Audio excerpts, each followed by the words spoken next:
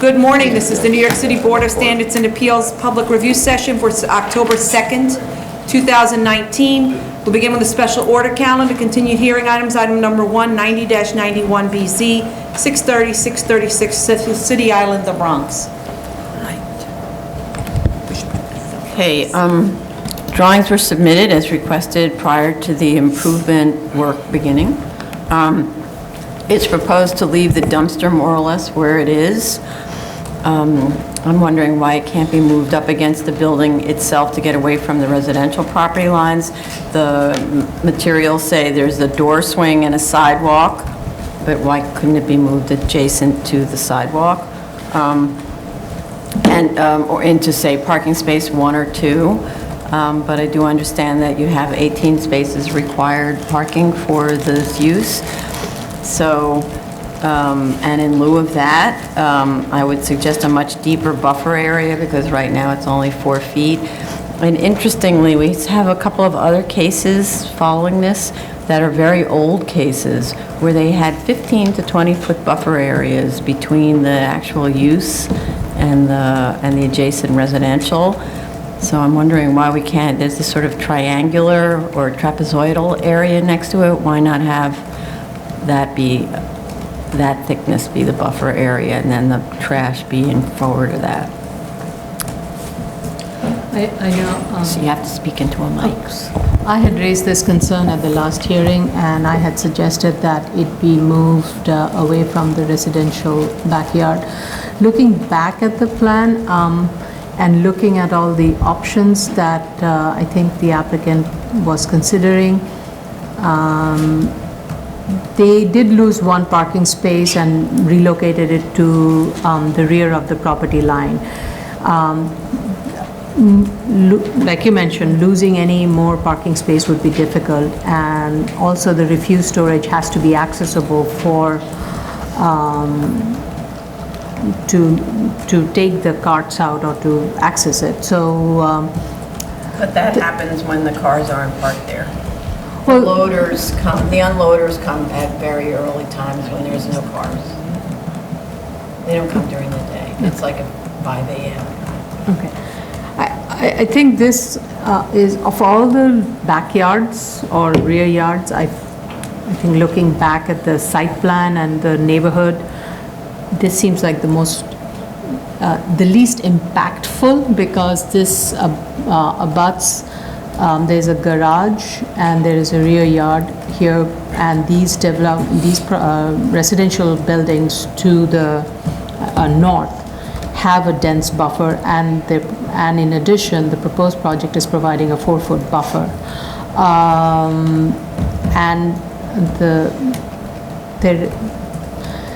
I was uncomfortable with, initially I had suggested it be located closer to the entryway, but that's where the ramp access is being provided, and then that also would have resulted in loss of space. So, Well, it's also closer to another residential building on the other side. Right. But my concern is that it's not adequately buffered. So that it's only a 4-foot buffer zone, which is really minimal. We know about the success of trees. So, and that there is room to increase the amount of planting. That's why I'm thinking. okay. Any other? Yeah, I agree with that, Chair. I think that... Speak up. I agree with that, Chair. I think that they should find a way to make it, to address the dumpster issue, so it's less obnoxious for the residents that live nearby. Anybody else?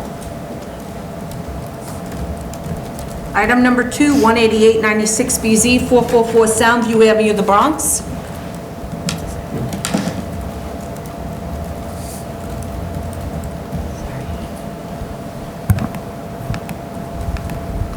Okay, photos were provided. I have to admit that every time I look at this site, I see more that's in bad condition, and I know there's a proposal to modify it, but just to reiterate, the building, and I don't think this was in the scope, the building really needs a paint job. They did make a note that the frame of the rolling gate will be removed. The post supporting the sign needs to be painted. The low brick and block wall needs repair and painting on both sides with a complete paint job and not just what looks like a schmear. The sidewalk running along the low wall, which is blue in the photos, needs to be removed. There is proposal on the drawings to do some of this work already. And the fencing behind that low blue wall has to be replaced with a continuous and consistent fencing. The notes on the drawings indicate that that fence is an existing metal fence on a 12-inch brick wall. I don't know if the 12 inches is referring to the thickness of the wall or the height of the wall, but it's certainly not 12 inches high. So make sure that the drawings are reflecting what is actually the case. Miscellaneous signage has to be removed. The drawings still show the pole sign extending over the property line.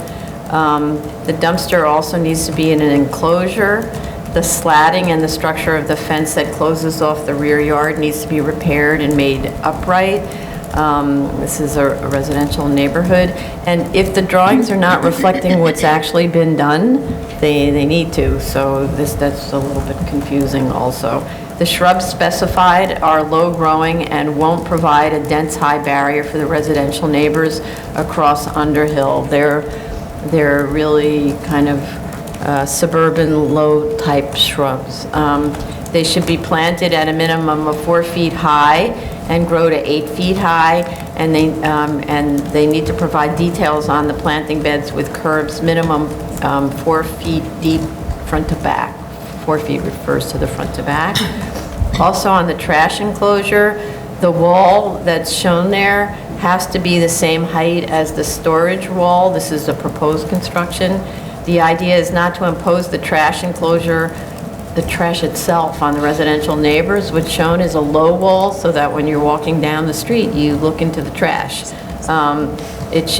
It should have a real door, not a chain link fence. When I was instructing that it should be the same structure as the storage room that's being added, I meant enclose the entire thing in the same structure. There's a car wash that's shown on the, Yeah. I don't remember that we agreed to keep that. I don't think it's shown in the plan either. No, it's shown on the plan, but not labeled. Not labeled. So I think it needs to be removed. And also the vacuum is shown on the drawings as on the Underhill side. Soundview side is the commercial side. Shouldn't it move to where the car wash is currently? So away from the residents? And the sidewalk curbs are completely flattened out, so they need to be restored with a steel curb edge, for which you need to get a permit. Any other comments? We did mention the removal of the car wash at the last review session. I don't think it was spoken to at the hearing, though. Oh, okay. Okay. Anything else? So we're going to have the applicant do all this work before we vote this out? is Yes. that- Okay. So I think this was the letter that says, if this meets with your approval, please close the hearing. I found that kind of a confusing statement unless it's just boilerplate, knowing that we wanted the work done first. Just had a question with regards to moving the vacuum cleaner to, you're saying it should be on the Soundview So Avenue. there's already the place where the car wash is, which will be removed. And that can become the And that vacuum? could be the vacuum. Okay. And then that's in front of commercial and adjacent to commercial, as opposed to Underhill, which is all residential.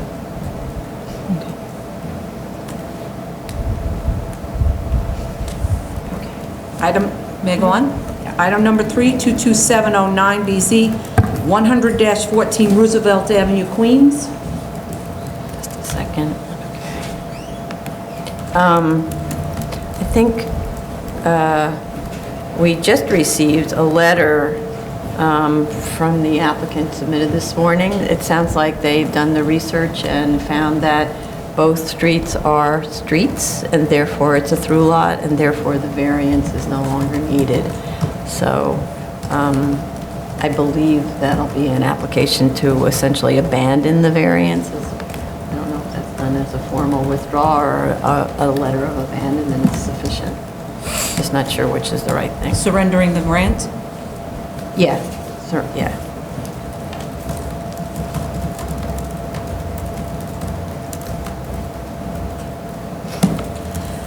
New cases, item number 4, 863-48BZ, 259-16 Union Turnpike, Queens.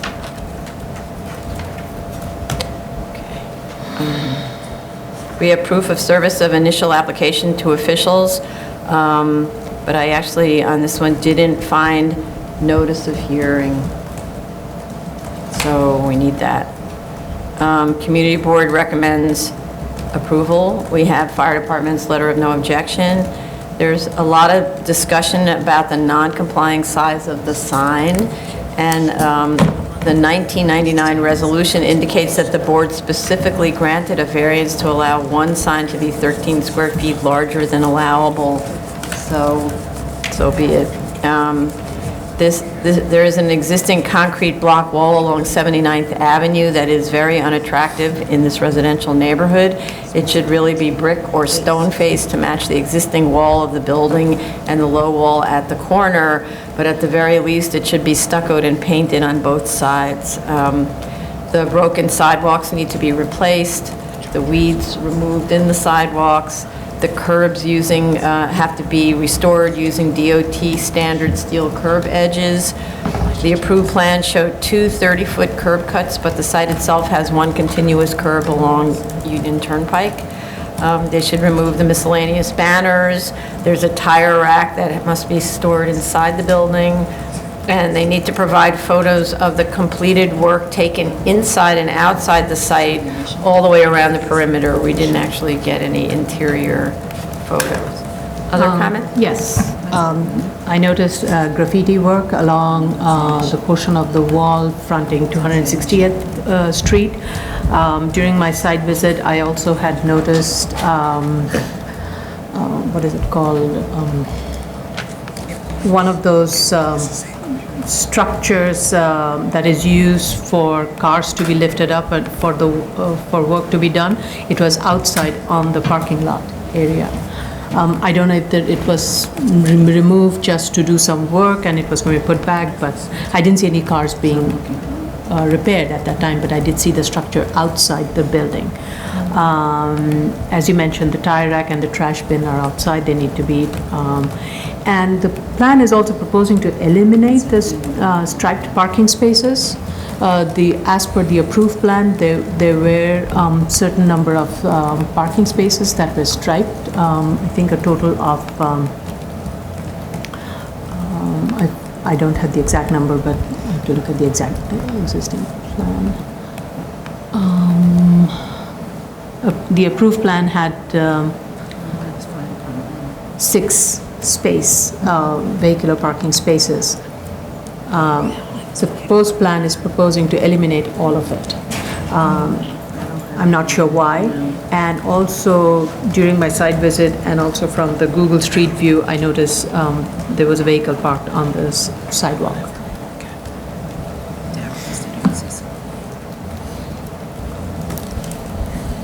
Ready?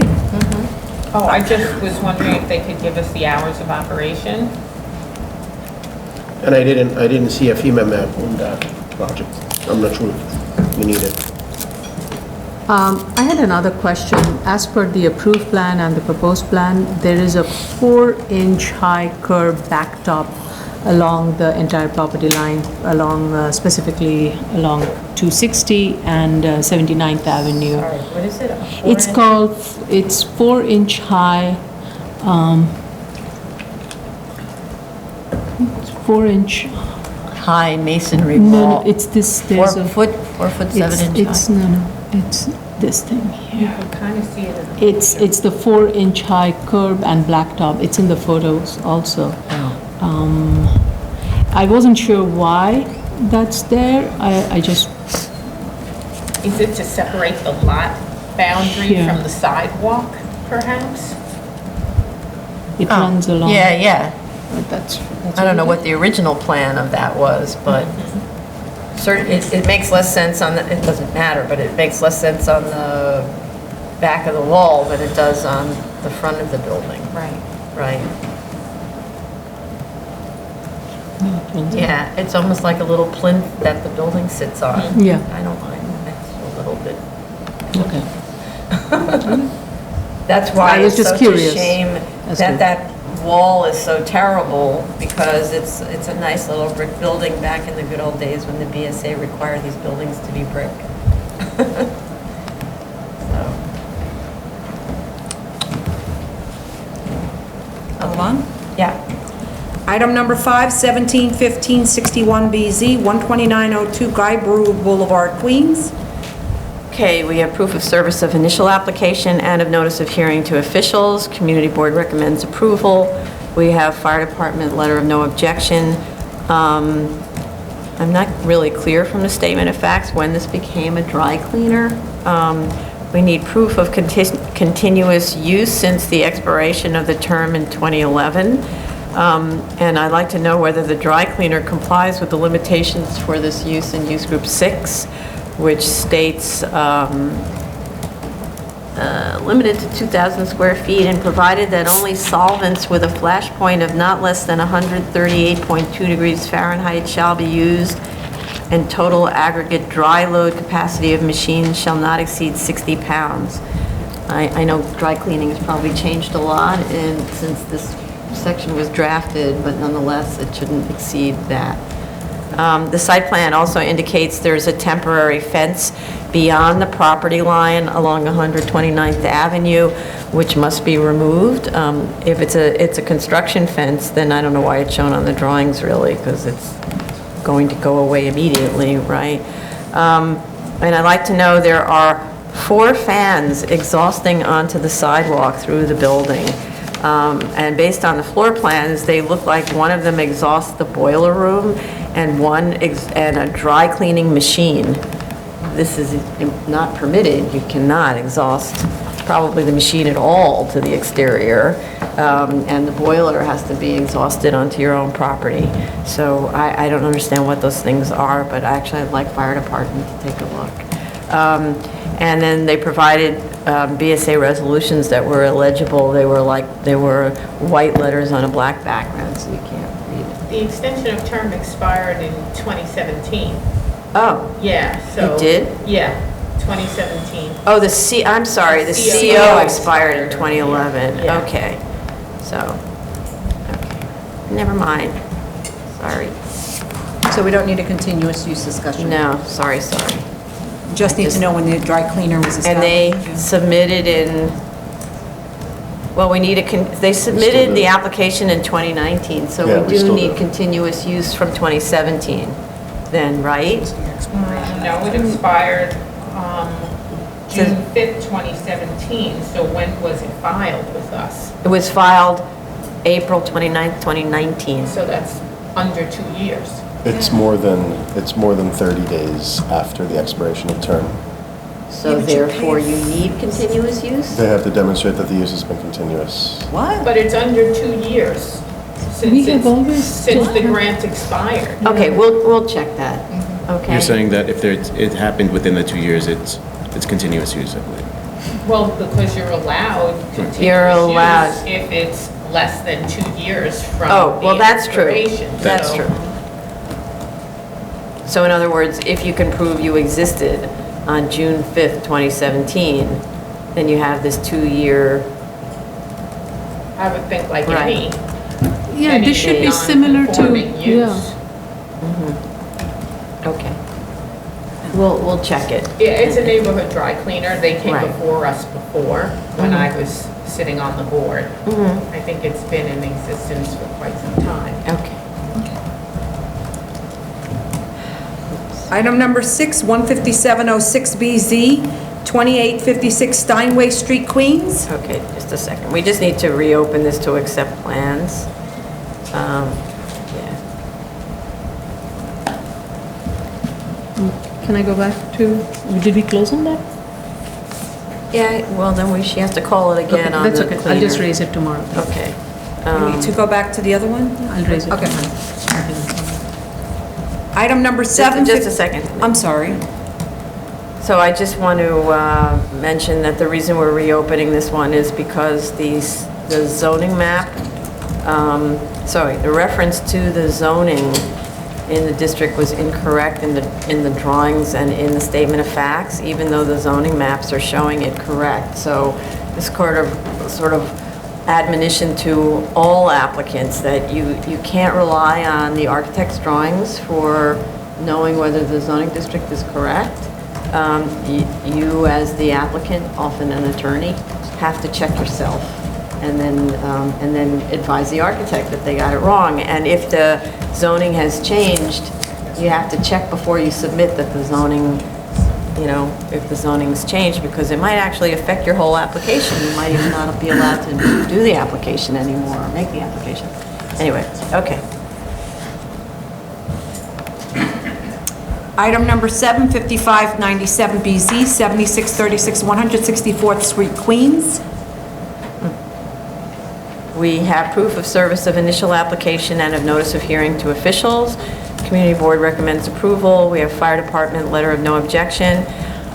The applicant, so this is the same issue. There was an expiration date of September 2017. So, and they submitted only a few months later. So it's not really an establishment of continuous use, right? Okay. The new drawings and the previously approved drawings are the same, so they actually indicate proposed floor area to be added in a chart. This made it very confusing because in fact my understanding is that area has been built pursuant to a prior approval, so they need to correct the proposed existing drawings to reflect what's actually existing and not call something to be added unless it's to be added, so we can be clear. And then they need to provide a lumen diagram, a landscaping plan, construct a dumpster enclosure. I'd like to understand the reason for not obtaining a new CO. The 2009 resolution also for an extension of time to obtain a CO had the excuse of, quote, administrative oversight. So I'd like to know what open items are there that prevent obtaining a CO, and because this has been going on for so long with it seems like no efforts to obtain a CO, I'd like to see them submit the materials that would go to DOB so that the only thing that they have to have in their hands is our extension, and then they could submit to DOB to obtain a CFO. So in other words, your alteration type 1 application, drawings that DOB would require, and so on. There they are. Also, when you look at the site, the asphalt on that site extends further forward than the adjoining property. So and the sidewalk itself is much narrower than on the adjoining property. So I'm wondering whether they've extended sort of their realm onto a city sidewalk. So the way you find that out is with a survey, which they must have. It must be in the course of all these applications here, they must have gotten a survey. And the way you get that usually is you can just call the surveyor and they'll give you another copy. They should provide photos also from the interior of the site, looking all the way around the perimeter. Satellite imagery shows tires and other debris piled up on the exterior and minimal shrubbery at that southwest corner that's not shown on the drawings. The shrubbery's not shown on the drawings. So, Do you want to provide something that will increase the landscaping? yeah, well, the drawings show a lot of landscaping and the reality shows little, plus showing all this storage there. Okay. So it doesn't match the drawings. Couple of simple corrections. In the board history statement, it states it expired in 2007, just minor correction. With regards to the landscaping, I agree, we would want to see photographs, though based on my site visit, the ground was pretty green and it was lush. So, but I didn't look in to see whether it was free of any debris or not. I had a question with regards to the southernmost curb cut. The photos that were provided, Google Street View, and based on my site visit, I noticed that southernmost curb cut is always blocked by vehicles parked. And if that's the case, if that's the operation, is there a need to maintain that curb cut, and shouldn't that curb cut be closed? So that's a question I have, and I would like to understand that based on the operation of the site. Other comments? They just need to correct their signage analysis form to determine whether or not it's all illuminated or non-illuminated. It seems like the total is matching the total of illuminated and the total of non-illuminated. And it's also all three frontages on one form. So it could be that there's some mixture of illuminated and non-illuminated. So each frontage on a different form? Yeah. Anybody else?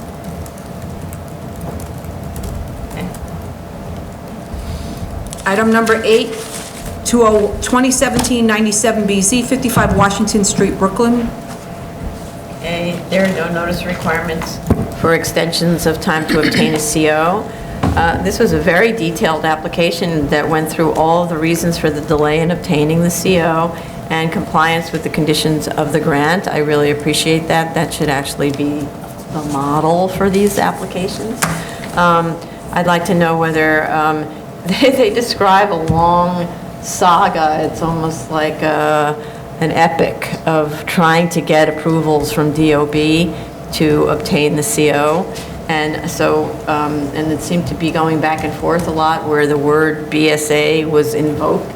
So I'm just curious whether there's anything that they need from us besides this extension that would help them in obtaining their approval.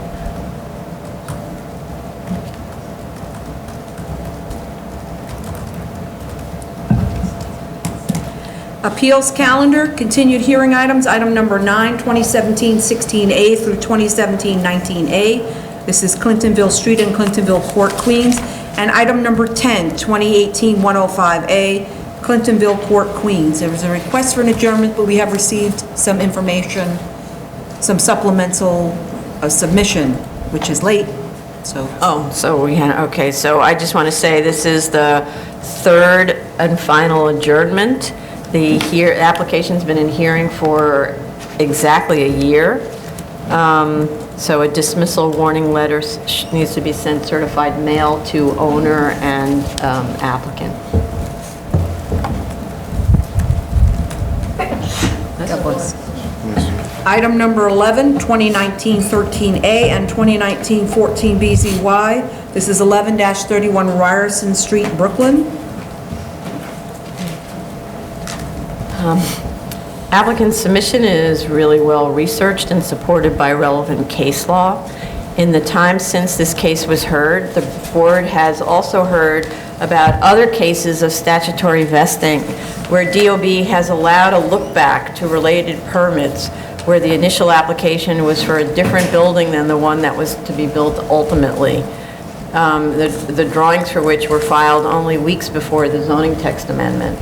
So I actually don't disagree with the applicant that essential work to make a hotel possible should be included in the expenditures analysis, especially in light of two things. One, the citation that they provided to the Pete Lohr Inc. v. Huber case, in which the concurring justice stated that the use need not be declared to obtain a building permit as long as the use is permitted. With interior renovations, that's a common occurrence. A use is declared at the outset of the application, for example, quote, no change in use or egress, and then can be changed later on consistent with zoning regulations. So that happens quite frequently. And the other reason is the fact that the drawings to convert to hotel use began more than a year before the post-approval amendment was approved. In fact, as we discussed at the last hearing, it would have been legal to frame out the entire interior for hotel use and file a post-approval amendment at any time prior to inspection, as long as the zoning permitted the use.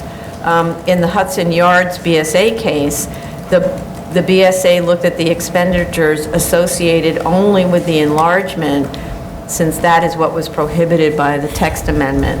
The initial alteration 1 permit was issued 2 months before the rezoning. Confusingly, in the subject case, the statement of facts doesn't discuss the expenditures related strictly to the hotel work, in spite of the fact that the board repeatedly asked the applicant to do so. In the Paliato case, if that's how you pronounce it, the court held that the tennis roof, for which a permit should have been issued after the completion of the tennis court construction, and for which little or no construction had completed by the time of the change in the ordinance, was related to the tennis courts already built, so essentially a look back to earlier permitting. And in the Bayswater case, which is cited in one of the cases supplied by applicant but not referred to it in their papers, it includes a relevant discussion about use. It states that the person who builds the building isn't necessarily the one who puts it to use. And for that proposition, we see many structures built for one use and converted to another. For example, offices to medical, medical to school. As long as the use is lawful at the time of conversion, it is even possible to convert with a no-work permit, such as Use Group 6 offices to Use Group 3 school, or Use Group 9 trade school to Use Group 3 school. Also, Bayswater concerned an enlargement, but the completed work was only the gutting of the existing building and the opening of its walls and roofs. So actually less work than is required for this, because this is a 2-story addition as well. Otherwise, most of the BSA cases provided cite merely to the Putnam and Caden tests for new construction requiring vesting as to bulk. With the exception of the Small Avenue S enlargement that also needed bulk vesting, and the Manhattan Avenue case that needed commercial use vesting in a new building. Otherwise, the cases don't address the facts of this case, so I'm not sure why they were provided, to tell you the truth. There are so many of them. If I have the facts straight, the 2-story addition was permitted as part of the original application. The May 8th, 2016 Schedule A shows a 10-story building with offices, and we're told that 42% of the steel for the enlargement is fabricated and on-site, and was at the time of the rezoning. On the question of serious loss, however, as I said, we didn't get a response to our question about soft cost items expended in preparation of the hotel plans.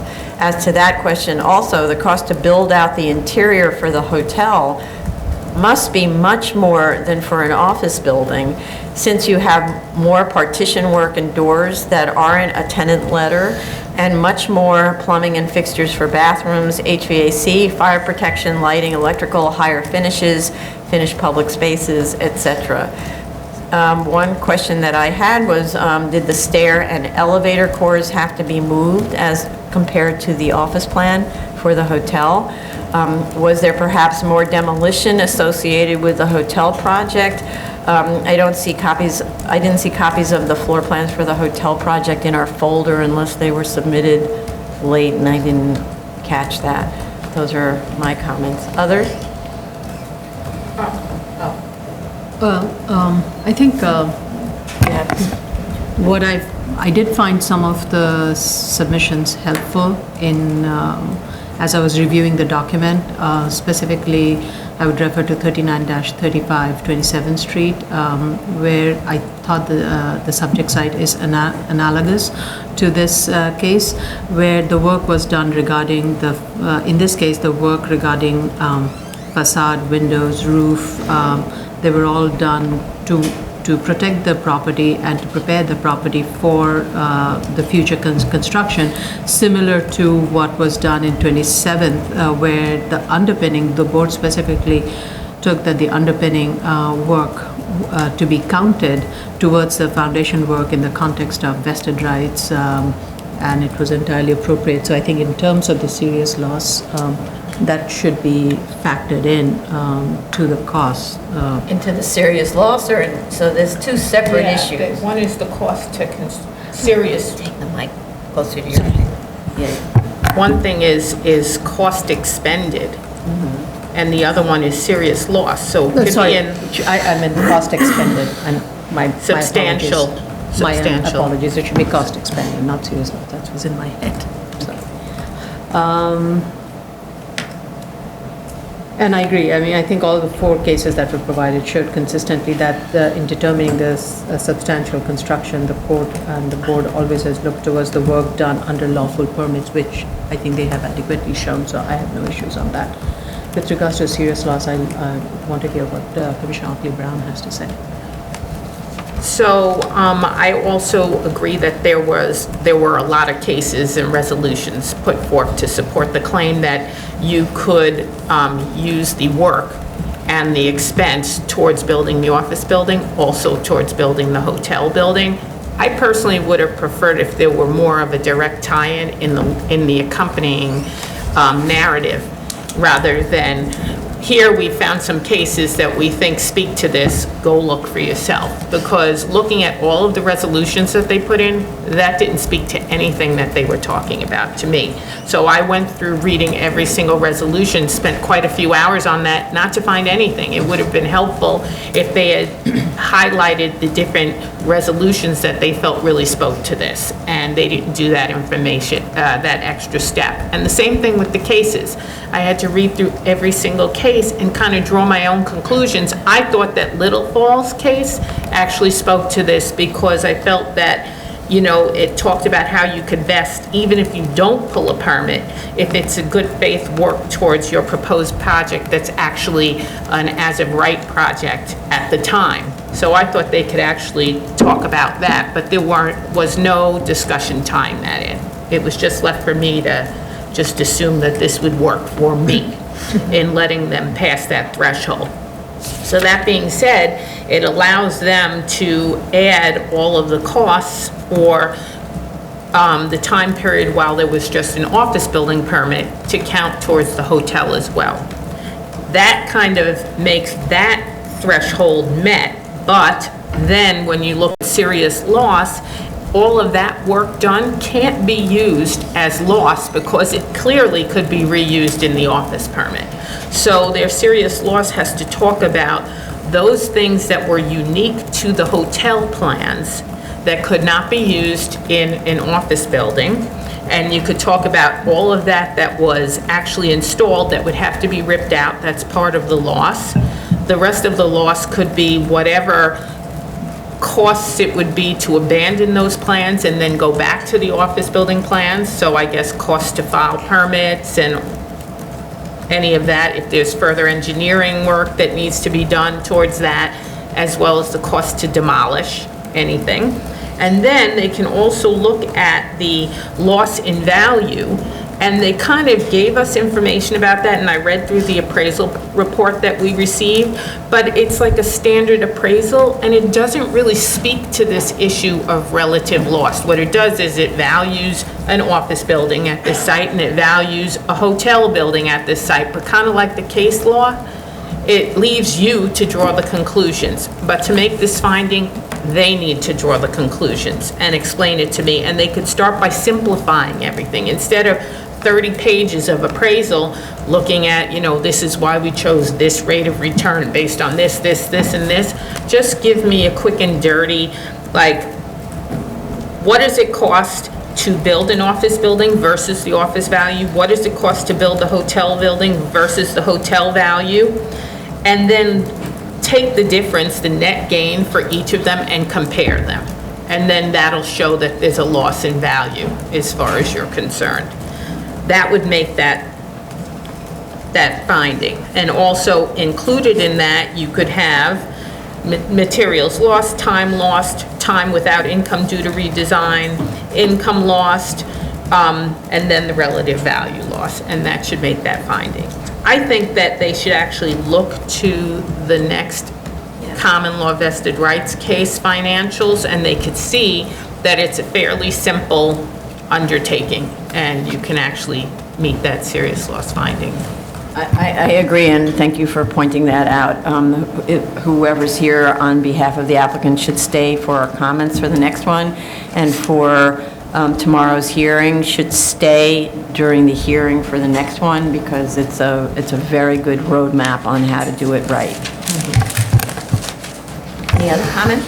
Yeah, I saw that they submitted plans showing the work done from the PA approval until the effective date. First of all, thank you for these plans, but still the description of the work on these plans is kind of like very brief. If they can provide some more details on what was done exactly, that would be helpful. This is one thing. The other thing, the plans are not titled. They should say work done between such date and such date, and then sign and seal. So we need some sort of title here for these plans, or some sort of headings. The other issue is the loss, or the serious loss, and I'm gonna talk about this in general. My perspective in this, on the serious loss issue is, if the zoning change and before you have, let's say, scenario 1, and after you have scenario 2, I look at the serious loss, and I hope you correct me if I'm like missing something, as if you obey the new zoning and you switch from 1 to 2, and you have spent some money, I would say, number one, the amount of money spent, although the case laws called for like significant amount of money or significant expenditures that spent, I don't think this is like very vital for cases like these. I believe it's a redundant at the end of the day, because at the end of the day we have to look at the next finding, or the next point, which is serious loss. The serious loss, in my opinion, should be evaluated as follows. If you follow the new zoning and you spend X amount of money, which and when, can this X amount of money used against the old scenario as you like follow the new scenario as you follow the new zoning requirements? If the answer is yes, I believe the loss here is nothing. Let's say they are building an office, and then they are building a hotel, and then the zoning changed to an office. If you spent, let's say, $500,000, and you can use these $500,000 towards completing the office scenario without like need to change too many on the plans, I would say here, in a case like this, you don't have any loss. But even if you have some loss, if you, let's say, out of the 500, you lose 200,000. My opinion is that we should look at the feasibility of the entire project as an office at the end of the day. And if they still get a feasible return, even with this 200 loss, even if they get a feasible return, I would look at this case as it has serious loss. It doesn't satisfy the finding of serious loss. But if they lose the 200,000 and the office scenario doesn't yield a feasible return, in this case, I would say yes. That serious loss finding is satisfied here. So serious loss is a slightly different analysis than the analysis you would use for a 7221 variance in terms of feasibility. Serious loss has to do with the loss in the investment that you have already put into the property that cannot be reused, but also a loss in value. And it doesn't mean that the new project has to show that it's infeasible. It just has to show that the value of the new project is substantially less than the old project.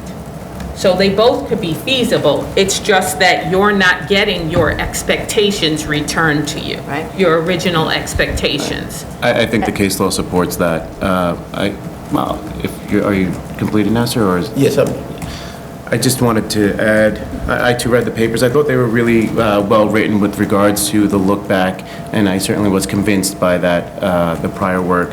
What, like the remaining commissioners, my larger issue, my biggest concern is serious loss, which if you take the lineage of the case law, you'll see that it's basically been defined as a loss that renders the improvements essentially valueless.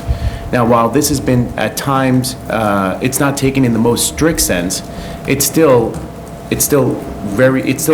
requires a certain uniqueness to that work, in that it is not something that can be reused. It's something that it has to be either, you are able to count what you'd have to do to modify that work, you're able to count what you have to do to remove that work, and the investment that you made towards that work.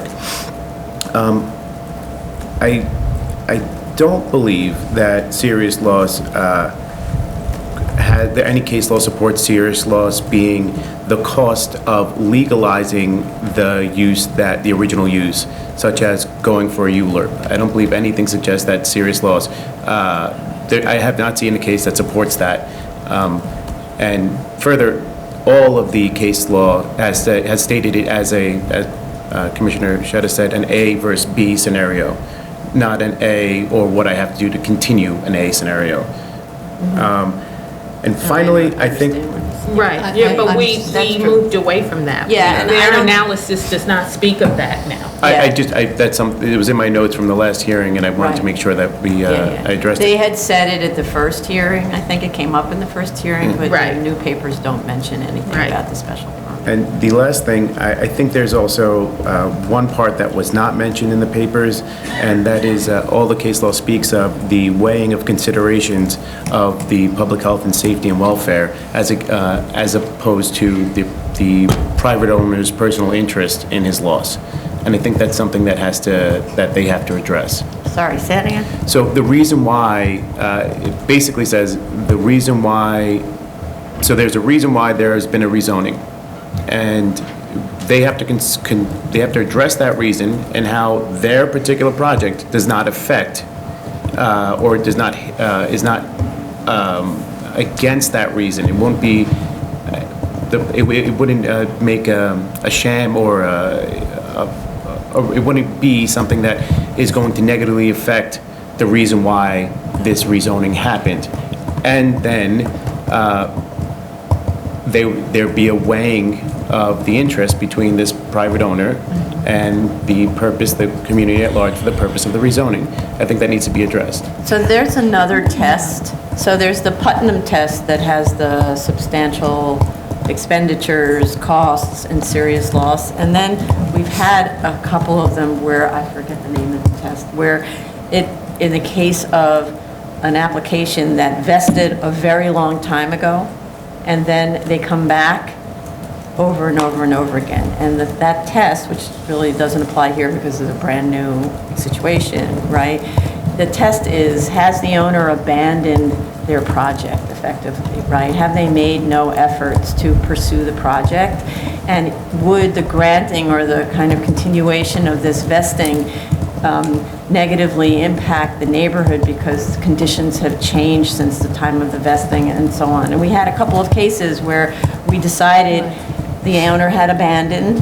It would negatively affect because it was 12 years ago or something that they vested, all of that. But in a situation like this where we're seeing several of these hotel cases now because the zoning just occurred, I don't think it's appropriate to go there. I think what this is supported by is, I think it's the U.S. Supreme Court case that has to do with investment-backed expectations, and that's what it's about, right? You buy a piece of property when the zoning says you can do this thing, and you start construction on it, and you invest millions. I mean, even the case law doesn't require you to invest millions, and then you're sort of cut at the knees. So the question is, were you cut at the knees, or were you cut at like the soles of your shoes, or like where was it, and what kind of recouping would that's the other part of the test. Of the other test, had something occurred that allowed the owner to recoup their investment, and there was several cases where it was a multifamily development where they had built out already 4 of the houses, and so they already recouped their losses. So then they didn't need to allow the vesting of the 5th house or whatever it was. So, yeah. So, yeah. While I agree that this is likely not going to be one of the situations where the public's going to outweigh the private interest, I still believe that by most of the case law that that is still a factor in consideration. No, but so I'm curious that you're saying that because this is a common law vesting case, right? So we base on what it is the courts have told us we do, and it's always Putnam and Caden. And then on these older ones, we need to find out the name of that case. Well, because I can't remember. Putnam talks about Oh. Putnam Oh, actually. Putnam talks about the what I'm- further. Yeah, Putnam actually is cites that consideration in the holding. It cites that consideration that is part of the considerations that we're supposed to address. Well, I think that the owner could certainly just I think speak to that. I think it's something you know. that he has. I just Right. think it's something that should be addressed because our mandate is to consider also that. So I think the papers, and he does do a bit of it, I just asked for a bit more. He does state there is a sentence in his papers with regard to this not affecting, in the original papers, this not affecting the character of the community. I'm just asking for him to elaborate. Okay. Did you want to add something? No. Okay. Item then. number, I'm sorry. go Yeah, on. go ahead. Item number 12, 2019-17 BZY 30 West 39th Street, Manhattan. So basically,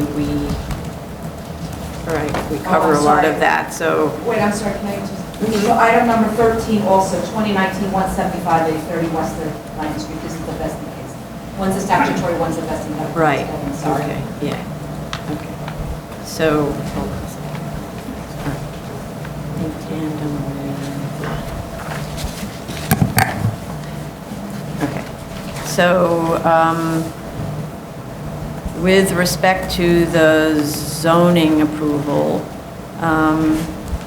they provided a ZO1 drawing showing DOB approval on October 1st. This was relevant because we were talking about what's a complete set of drawings and shouldn't they have had zoning approval, right? So on the zoning approval, the perforated ZO1 drawing shows approval on October 1st, 2018. But this is again that kind of look-back situation. So, but when you look on the BIZ website, it indicates that there was approval of February 2nd, 2018. So, whatever this were filed in 2016. Yes.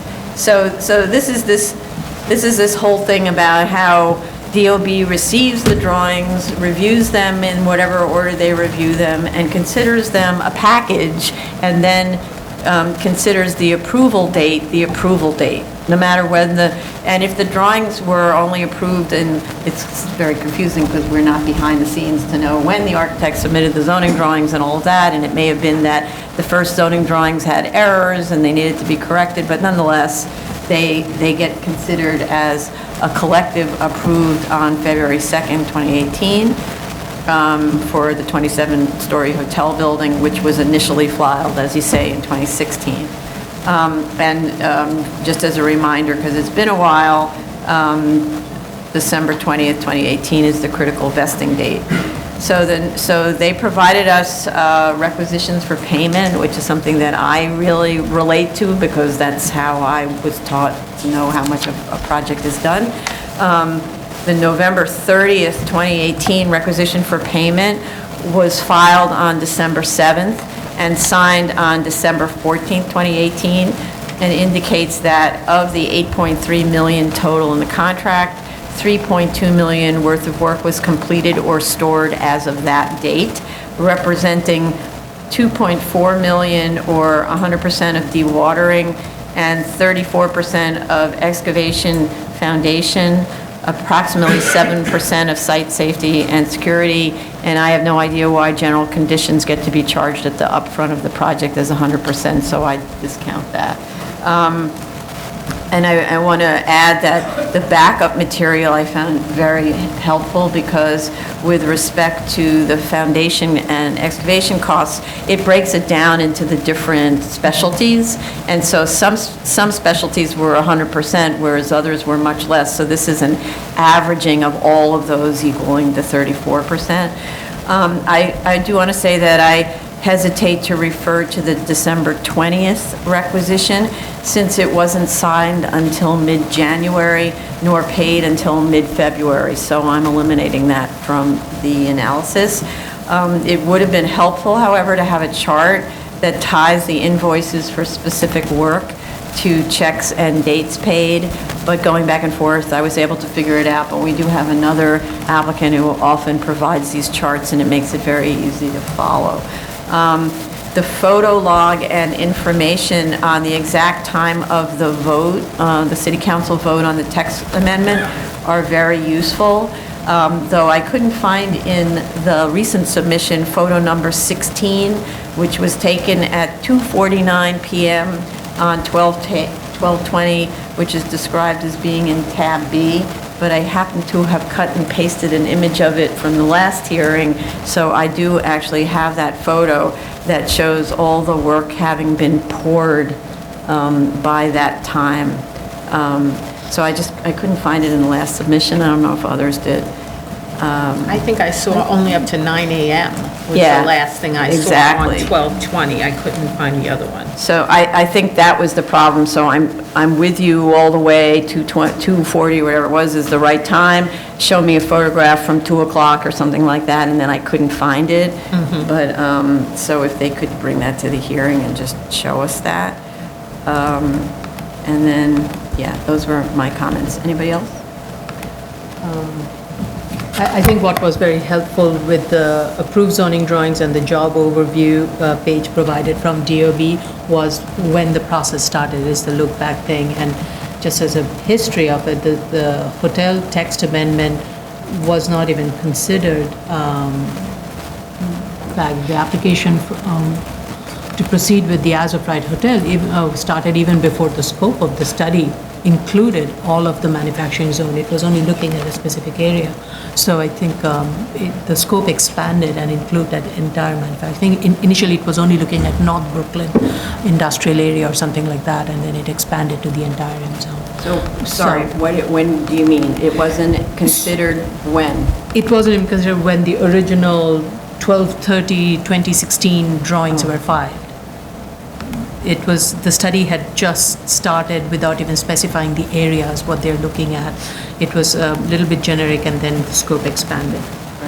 But just as a note, it doesn't matter, right? It doesn't matter. If you draw fast and build fast, as long as you get in before I agree. X date, you get in. So it doesn't matter whether it was a kernel of thought in your mind Right. years before there was talk on the street about rezoning. Right, no, I agree. I just wanted to put that as a interesting factoid. Okay, it is, yeah. I don't think it's an issue in this case. I think it may be more relevant in the next one, but to the point that it doesn't matter. I think that there is a case, Matter of Exeter Building, Speak up. Matter of Exeter Building Corp., Matter where of what? Exeter, EXETER Building Corp., and this is something that, again, I think is more relevant for the next case, which does speak to the relevance of, especially the relevance of knowing that there's going to be a zoning change and then taking such steps, because it speaks to a reliance on a good faith reliance on a permit, and if you don't have said good faith reliance, then you can't ask for. But How is it not good faith reliance on a permit if you get the permit?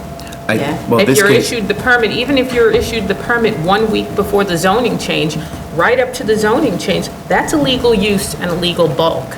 So if you get that permit, then it becomes just a race to the finish, and the fast worker is rewarded with vesting. there's a 2016 case, Matter of Exeter Building Corp., the town of Newburgh, which states that it does matter. So this is very interesting. So our general counsel, Kurt Steinhaus, uncovered for some reason, I never understand how he uncovers these things, a rule that was adopted by the Board of Standards and Appeals in 1916 with respect to the impact of the new zoning resolution on projects that were in process. And I think it's actually super informative. Sorry, it says, insofar as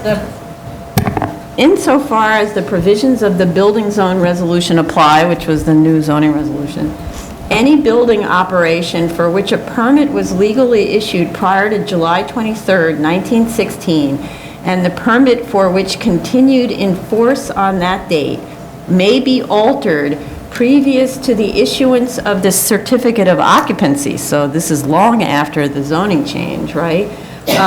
In any manner that may have been legal and proper between the time of issuance of the permit and the adoption of the building zone resolution, provided the necessary amendments to the application and permit are submitted and approved, and that no such alteration shall contemplate an extension or enlargement beyond the limits of height and area fixed in the building zone resolution. So it's basically setting forth that principle that as long as you get a permit before, you're allowed to do whatever is allowed under that then zoning, as long as you, in this case, it was only permit-based, but now we have a vesting provision, right? You actually have to get some work done. So as long as you don't create any new non-compliance. Yes, yeah. So, I think that's extremely informative, and, you know, and again, in this idea of investment-backed expectations, for those who are doing it legally, properly, I don't think they should be penalized because there's a change in the zoning. They have a right to build what's legal. Just as anything, you know? Sure. You weren't allowed to, whatever, smoke in this location until this date. So as long as you smoke, and that you can smoke an hour before that moment of the decision by whatever the legislature is, right? And then an hour after, they can give you a ticket, right? So. Would it be helpful for our purposes to have them speak to some of the stated legislative intent in the zoning resolution in terms of promoting the most desirable use of land and direction of building development, protecting the character of the district and its peculiar suitability for particular uses, and relevant here to conserve the value of land and buildings and to protect the city's tax revenues? Just in terms of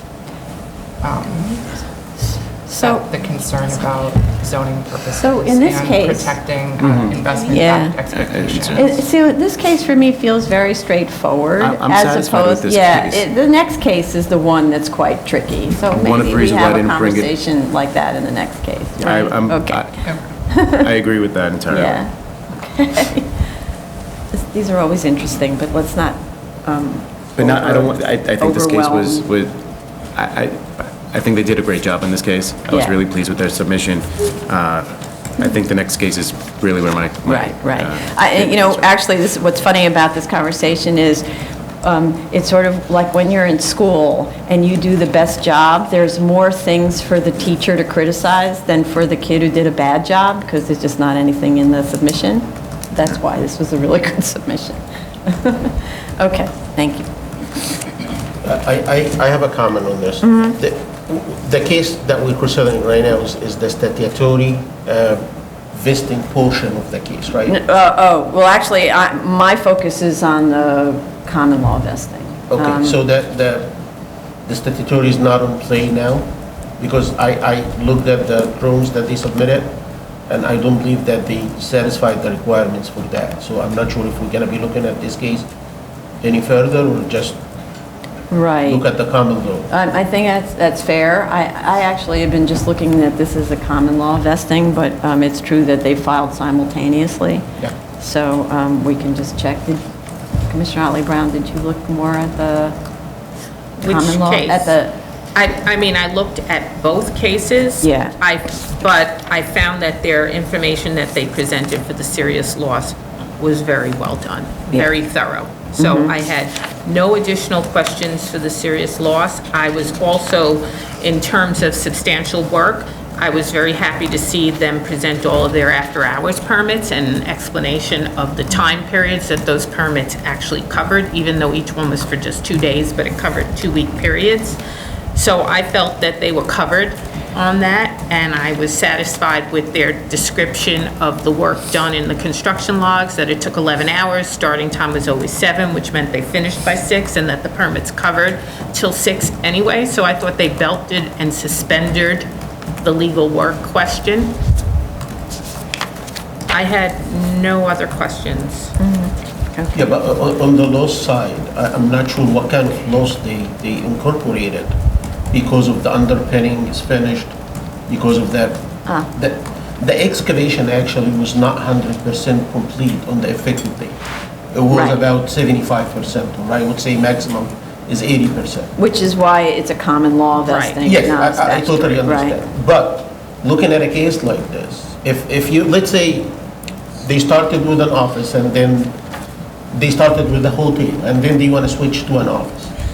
If the office building gonna have a cellar, same elevation as the proposed hotel, and the footprint of that cellar is very similar to the hotel scenario, I would say in this case, the loss here is almost minimal. You're just talking about the construction work, right? Yes. So they actually say that, they say we'll need to look at the column spacing, the core might move over here to the left, and the actual cost to do that isn't enormous. But then they talk about what they would actually have to do. Don't forget, this one, they've never designed an office building, right?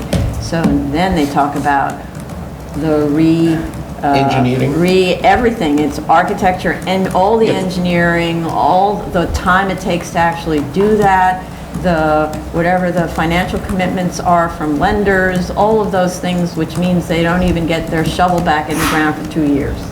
And, yeah, the And they're- loss in income because of the delayed start to actually start the business up. They have a very thorough, serious loss statement. And the first, Okay, it's okay. like year 5 or Year five.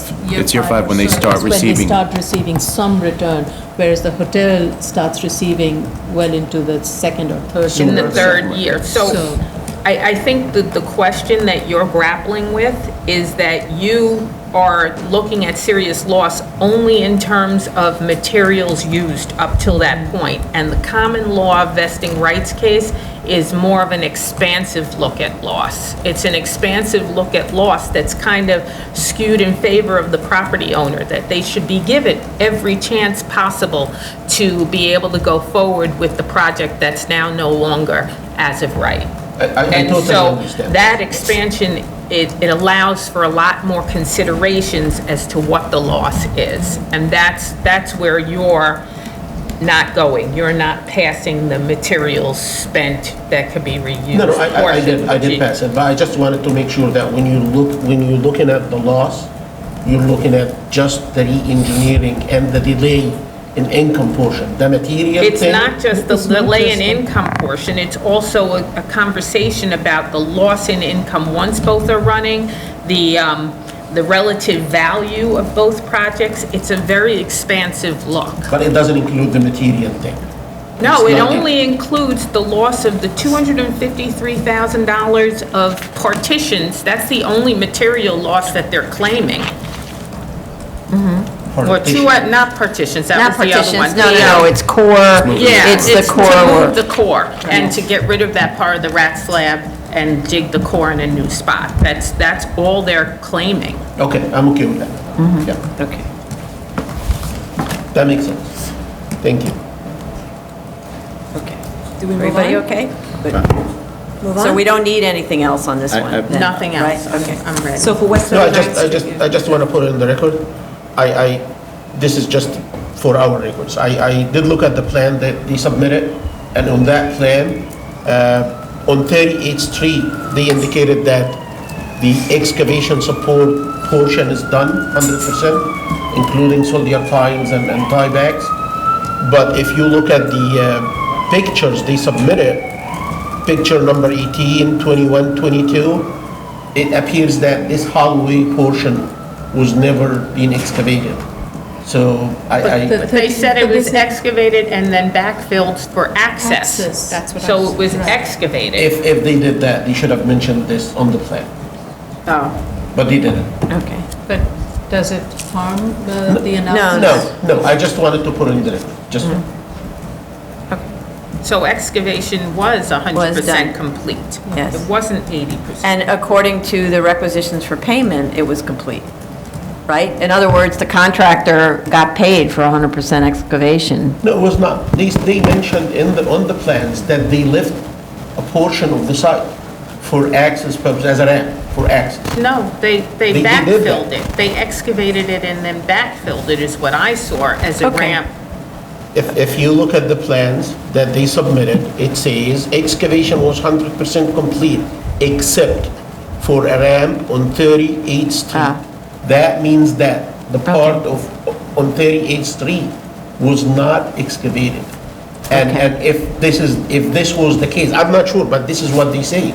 And Okay. if this was the case, they submitted to us on the same, very same plan that the excavation support was done, not just the piles, but even the whalers and the tiebacks.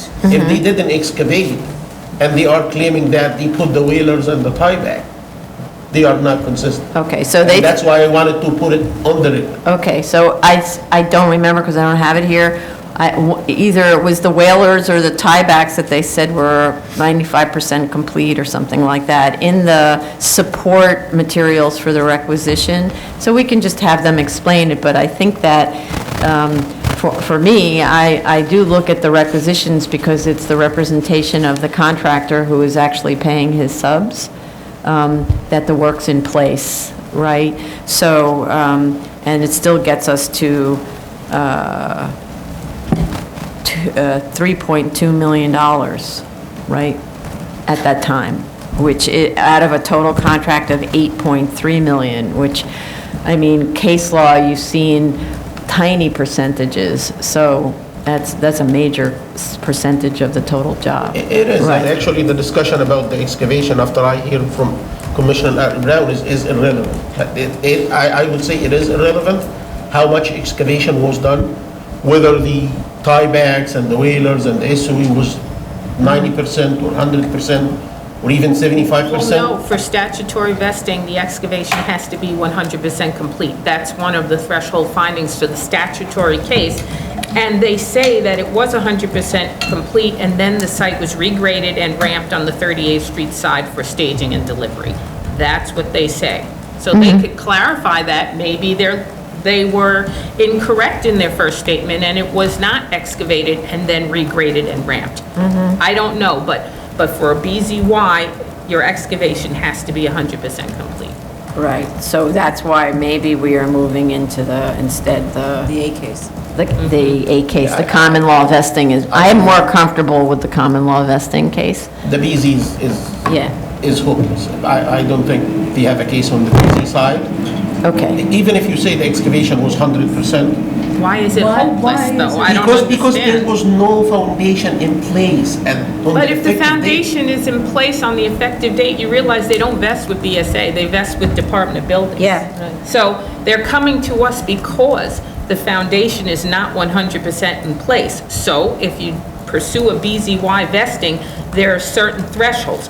Your permits must be valid, showing the work that is to be done, and your excavation must be 100% complete, and then there must be substantial work done towards completion of your foundation. It doesn't mean your foundation is complete. But there is The- no no. foundation installed at Okay, all so- on December 20th. Okay, so that's the thing, is whether there was, it's, the language is, in the event that such required foundations have been commenced, but not completed before the effective date, the building permit shall lapse. An application to renew the permit may be made to the BSA not more than 30 days after the lapse. So that's what we're talking about. So it's, and then it's the board who has looked at the degree of excavation and if there's any work at all on the foundation, right? But I don't think we really need to debate this. The question is, can they proceed with their project? I'd say yes, under the common law vesting. So I don't think we need to torture them anymore. Okay? New cases, item number 14, 2018-102A, 241 Grand Street, Brooklyn. Okay, this case, on the other hand, all right, so we have proof of service of initial application and of notice of hearing to officials. Community Board recommends approval. We have a DOB letter stating that the alteration permit to add 1.5 stories to the building was validly issued on August 5th, 2009, which is over a year after the rezoning. So either there's a typo in the DOB letter, or we have an invalid vesting application. I don't know yet which, and I just keep going on, right? So I'm confused by the timeline that's described in the statement of facts. They said that they made a $84,400 and change payment to legalize work that was already done. I don't understand what it was legalizing. They don't show us what it was legalizing. The timeline chart confuses permits with violations. So there's this chart that has all of these things. But knowing what a violation number looks like versus what a permit looks like, almost all of the numbers that are cited there are violations until the October 29th, 2007, when plans are approved, but a permit hasn't been pulled. So they need to provide copies of all the permits, the actual permits, and all the DOB-approved plans, perforated, or whatever the contemporary equivalent of perforated is, that are connected with them. So far, I think this is a request to vest based on work constructed not pursuant to a permit. That's my first gut reaction, unless it's just very badly explained. With vesting cases, we look at the work done under permit. And so in terms of work done illegally, we wouldn't accept work done illegally, but if the DOB did, for example, permit work prior to the change in the zoning, and say that was legalized work, that'd be different, I think, because though you're not supposed to work without a permit, it is possible to go to DOB and sort of mea culpa and say, here's the proposed work, which is actually the done work, and as long as it complies with zoning and code, DOB will give you a permit, and it sort of cures that. So if that were the condition, then that's one thing, but I can't tell whether that's the condition. The scope drawings that they provided indicate work being done in the cellar and lower floors, but for me, the relevant aspect of this alteration type 1 is only the 1.5-story addition. The existing building was 3 stories with a 19-foot rear yard at the first and a 54-foot rear yard at the second and third floor. The alteration maintains those floors, except for extensive interior renovations, which are probably due to unstable existing conditions that are shown in the 2007 photos. Plus, they added a 4th floor with 7-foot front setback and bulkhead floor. So for me, the only relevant issue is whether there was substantial work and expenditures on the addition, but I did figure out, after a lot of trouble, that they raised the floor-to-floor heights of the 2nd and 3rd floor. So you might argue that the 3rd floor, where it penetrates the rezoned area, would also count to that if it was built pursuant to valid permits. According to the photos provided that are stamped as taken on October 2nd, 2009, only a bit of the framing of the addition had been completed as of that date, which was more than a year after the rezoning. So I have to say, I keep not understanding this application. We have no photos taken as of the date of the rezoning, which was March 26, 2008. And they don't describe any serious loss that would result if the building had to comply with R6B, but I'm not anywhere near getting up to serious loss. So, other comments?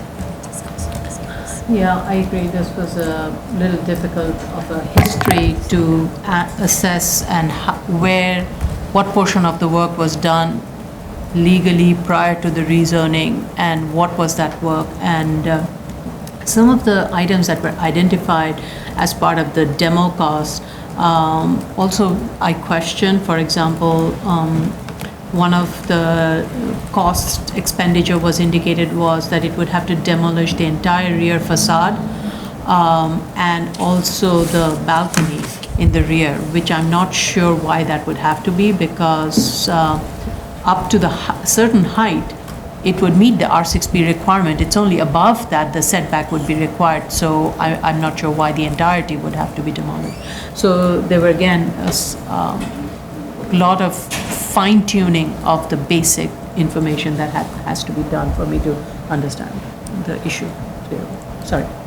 No, so I think they need to prove to us that work, the substantial work that was completed after the rezoning, kind of, or rather, not after the rezoning, but before the rezoning, but pursuant to a permit gotten after the rezoning, how that qualifies as work done to a valid permit, and they should bring case law into this to support that before I could go any further. And yes, they definitely need a serious loss statement.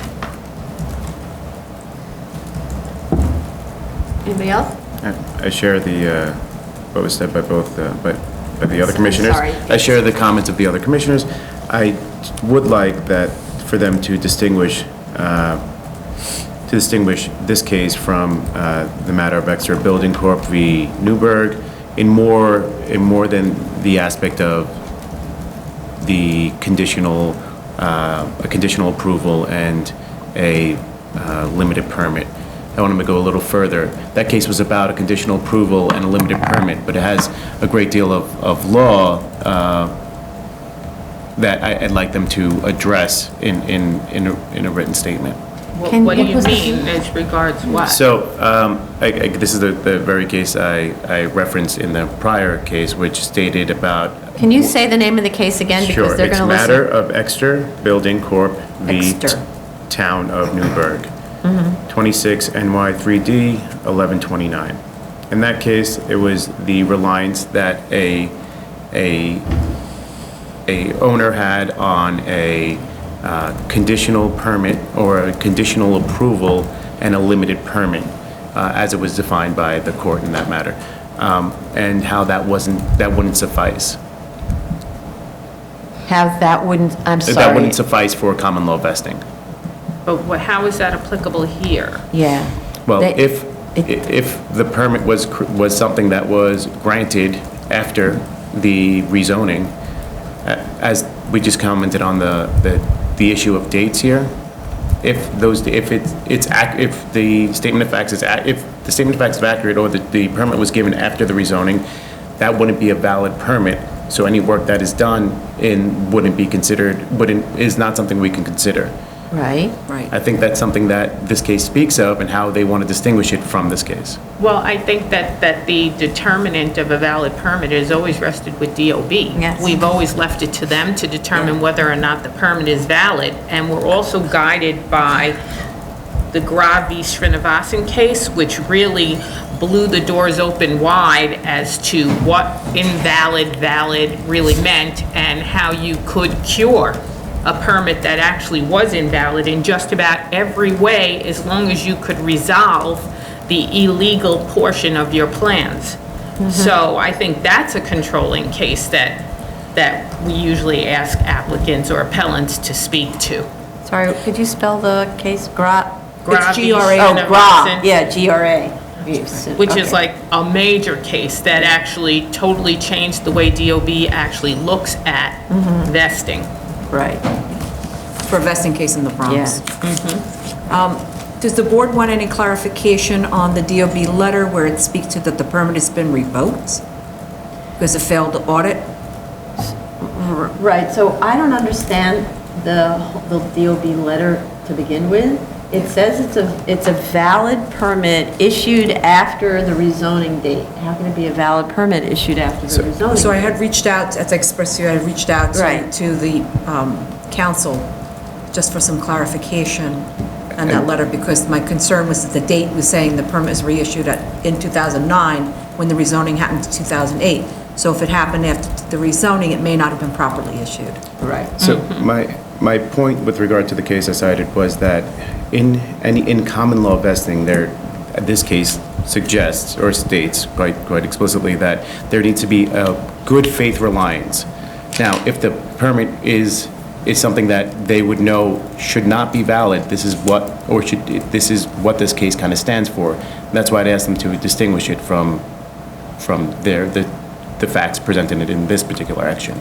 So they need to look at these cases and distinguish, not distinguish. They have to they have to do their work and explain to us if this sequence of events is the sequence of events, because I don't understand the application at all, then what gives us the authority to consider this as a vesting case if the permit was issued after the fact, which I don't even understand, because if it's to legalize, DOB, this much I know, DOB will not legalize work done not pursuant to permits if the application to legalize it happens after the zoning change. They don't have the authority to do that. So, And in yeah. this case, after the issuance of the building permit, the applicant added the additional floors. So that would have been also after the rezoning. And I don't know if the buildings department approved the additional 2 floors. That's not clear from the plans. No. The plans show the floor-to-floor heights of the Have building increased. taller and it being a 5-story building or whatever it is, 4.5-story building. It actually shows that, but that's the part I don't understand. So if it shows that and it was legalized and so on, it had to have been done prior to the zoning. Otherwise, DOB made an error, which is not a valid permit. And that's just, and so it's not exactly that we're looking at such clean activities here, because that's a significant amount of work going on without a permit. And I went online to see there are 30 or 40 complaints filed against this site. So DOB was constantly being alerted to come take a look at the site and issued stop work, even though there was no permit. So if you have a permit, you're going to stop work, et cetera. Yeah, regarding that prefab addition, it wasn't clear in the statement of facts whether this addition was done pursuant to like the legalization that they obtained, or they added this illegally. I believe if that addition was illegal, and this is what is rendering this building non-compliant with the new zoning, I don't think we can consider this as. But, and where is the prefab addition? The photographs show steel framing. That's not prefab, unless you say that the steel's made off-site. It could be steel framing and some prefab slabs, you don't know. Oh, prefab exterior Yeah. materials. Yeah, exactly. Well, it's got a plywood exterior, plywood's prefab. Maybe that's what they mean. When I think of It's prefab, mostly, it's you bring a crane and you drop the thing on top. Talking about the glass facade. Yeah, but the facade isn't glass, the facade's plywood. Right, whatever that abstract looking. It's plywood. It's just a temporary enclosure because they hadn't finished yet. Or maybe there's something behind it, but we don't have a picture. We shouldn't be guessing. They should No. explain this and make it clear. Yes. Okay, very confusing application. Item, Yeah, go ahead. Item number 15, 2019-19A, 107 Manet Avenue, Staten Island? Okay. Not sure, we'll get. Manny? I don't know. We approve a service of initial application and of notice of hearing to officials. Community Board recommends disapproval citing incomplete materials. The local law of 2017, that's our local law, and administrative notice requires that copies of all materials presented to the Community Board be submitted to this board, and that must be done so we can know what the Community Board was shown. According to City Planning's website, this area falls within an area that was proposed to be rezoned, which was certified on May 6, 2019, and approved by City Planning a couple of days ago, actually. Apparently, though, and it was supposed to be rezoned in Staten Island, but apparently the rezoning was unsuccessful, and so it was only the Bronx that was rezoned. Otherwise, we'd be looking at a completely different set of analyses, and I think they would have had to go back to City Planning for a different review. We have City Planning certification for land with designated open space, public pedestrian ways, subdivision, and school capacity. The approval notes that the application has not been reviewed for compliance with other city, state, or federal laws, and including but not limited to GCL 36. So that's actually boldly stated on there on City Planning's approval letter. This is a GCL 36 waiver application only for new lot 260, but lot 262 barely fronts on the new extension of Manny. So I'd like to understand why it doesn't also need a waiver. Is that actually the 8%? Is that considered an adequate amount of frontage under GCL? I don't actually know. GCL doesn't actually say what they mean by front, it just says fronts. But then there's the 8% building code rule. section. What'd you say? The building code section. Yes, well, that's people confound those two. One's the New York City Building Code, and one's the state general city law. General city law doesn't talk anything About about 8%, frontage, right. right? In percentage of frontage, that's Right. totally a city code requirement. Right. So my question is the city code met by the 8% rule for that little bit of a driveway that's for the site? And so maybe it should also be part of the application, I just don't know. I'd like to note that the curb-to-curb width of Manny is only 28.8 feet, which is narrower than fire department needs, and it's also a dead-end street without a turnaround. So fire department had issued in May of 2018 a conditional approval on this application, which I think was related to the city planning review. Not in the context of a GCL waiver, so just in case they need to look at it again, I'd like to know whether they need to look at it again. It assumes no parking on Manny, so that's the never-ending question, how is that enforced?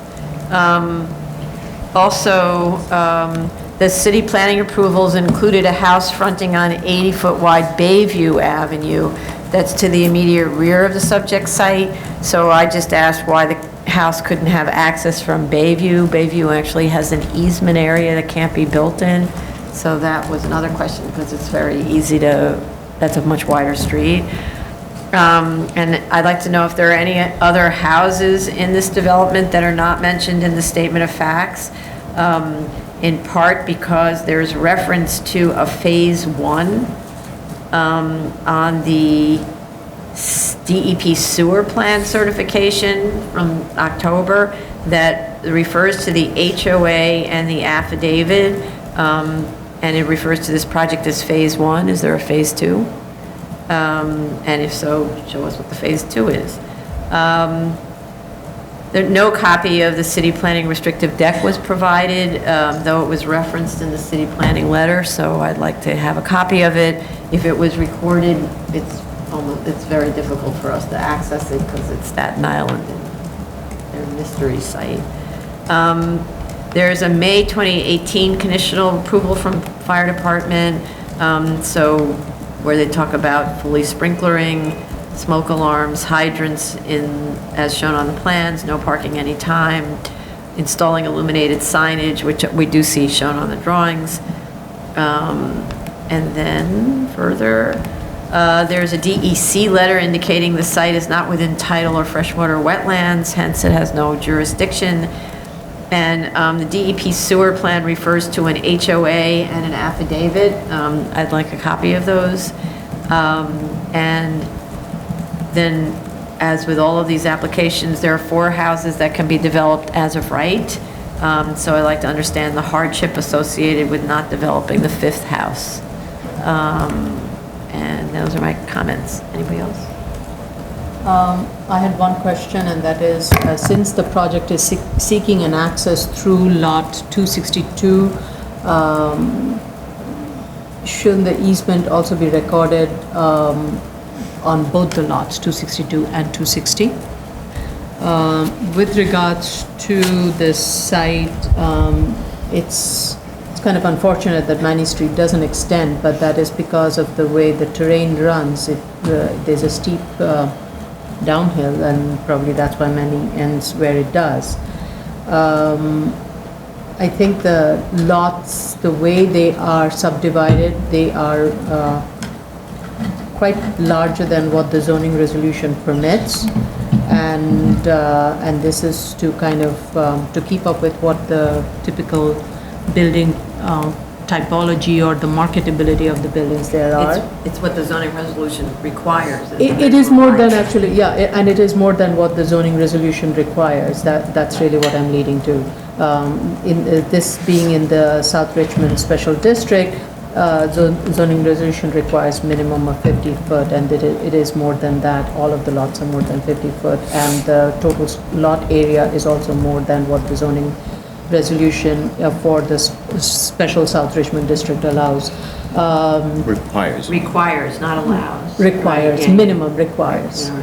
That's the minimum requirement for both minimum lot size and minimum lot width. In both of in all these 4 lots, the as of rights and the proposed one, they exceed.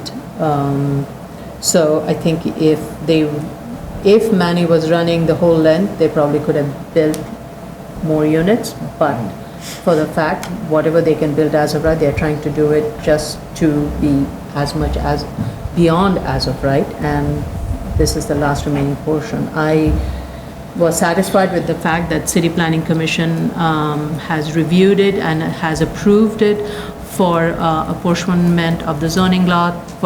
They also reviewed whether there is a need for the certification of, since this is in the designated open area of the South Richmond, it was reviewed for that to minimize, obstruction of or removal of open space. So there's a limited amount of area within which these buildings can sit on because of the location of the designated open space.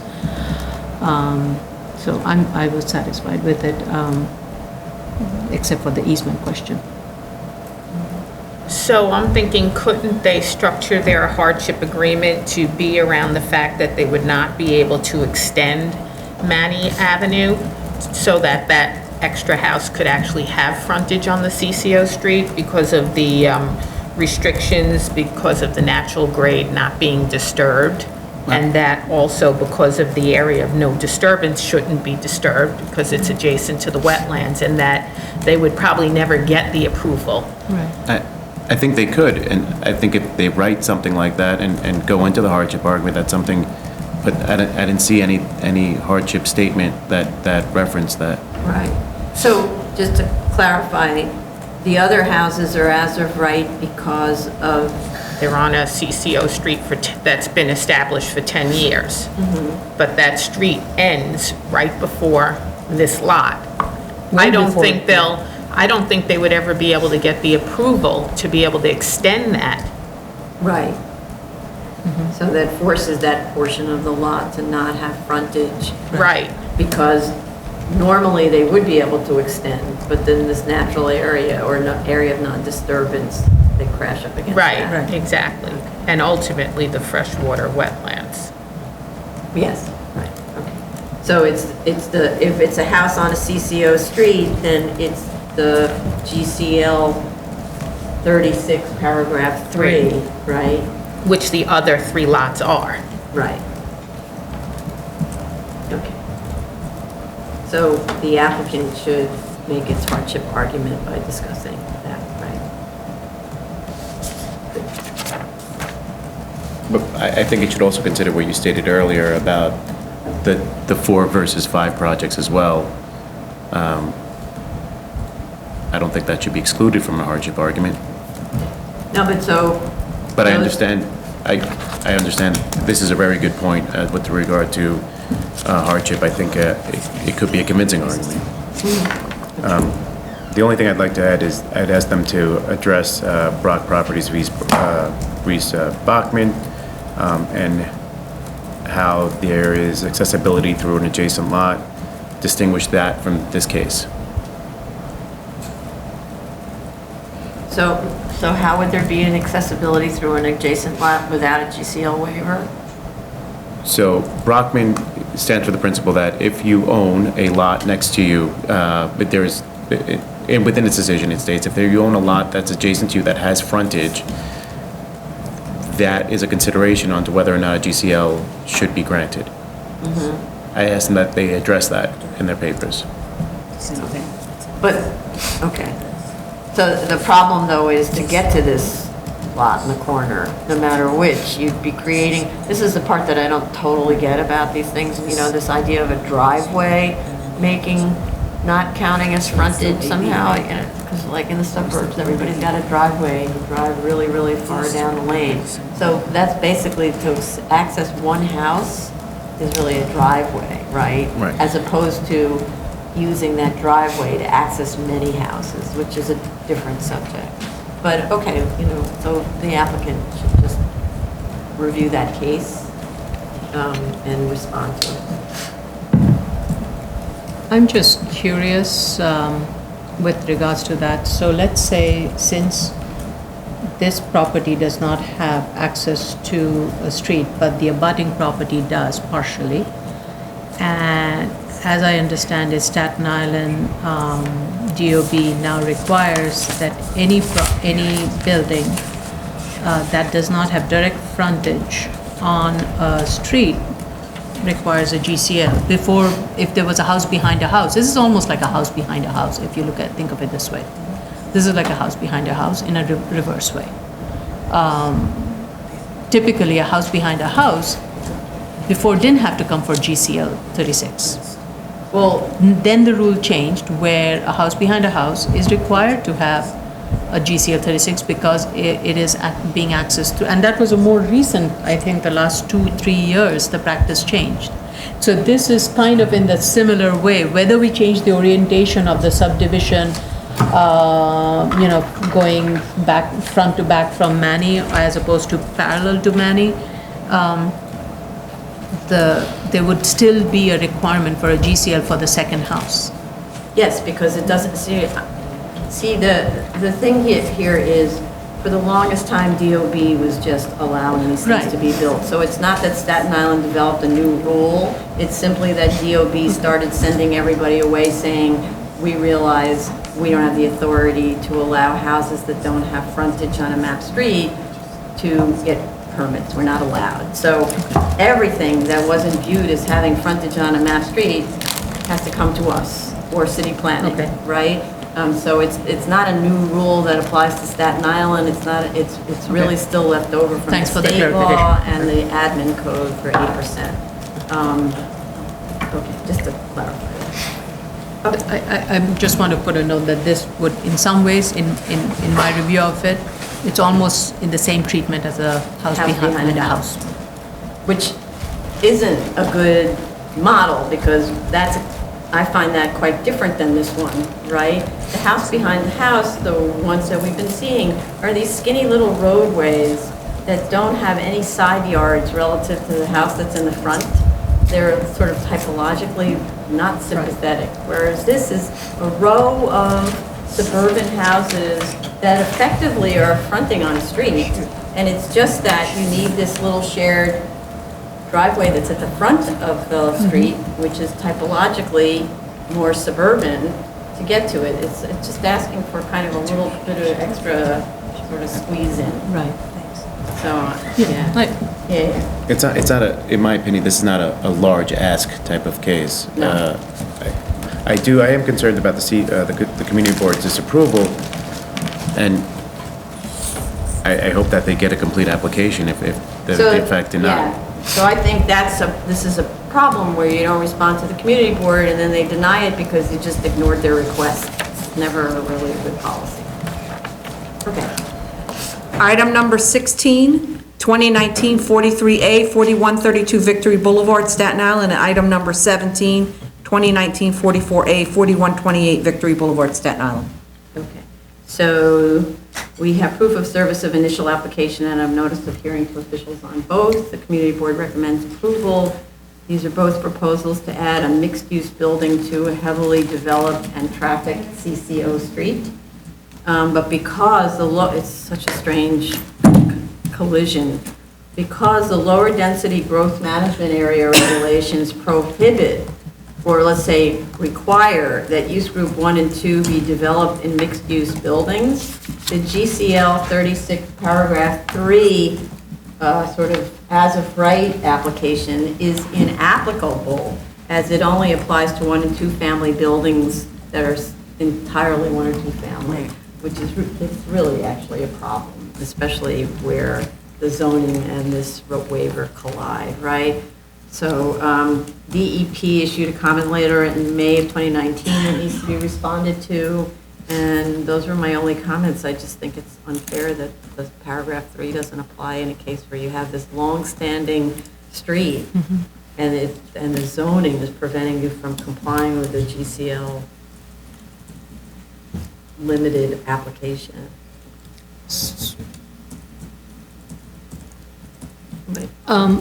Something just occurred to me, and that's a question I'll ask separately outside the meeting. My question was, I just wanted to know how wide Roswell Avenue is. That's all.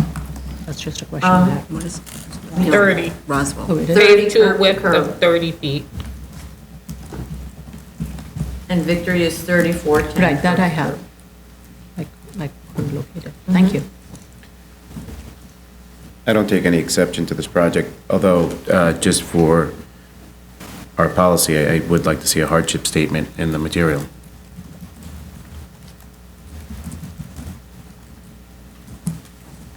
Anyone else? Uh-huh. Move on? Yeah. Item number 18, 2019-46A, 4124 Victory Boulevard, Staten Island. And item number 19, 2019-47A, 4130 Victory Boulevard, Staten Island. Okay, we have proof of service of initial application and of notice of hearing to officials. Community Board recommends approval. My comments are really the same as in the prior ones. Again, it's a proposal to add a mixed-use building to a heavily developed and trafficked CCO street. But because the lower density growth management area regulations prohibit or require that use group 1 and 2 be developed in mixed-use buildings, GCL 36-3 is inapplicable since it applies only to 1 and 2 family buildings. And DEP issued a comment letter in April of 2019 that needs to be responded to. Any other comments? Zoning calendar, continued hearing items. Item number 20, 2017-231BZ, 765 Pennsylvania Avenue, Brooklyn.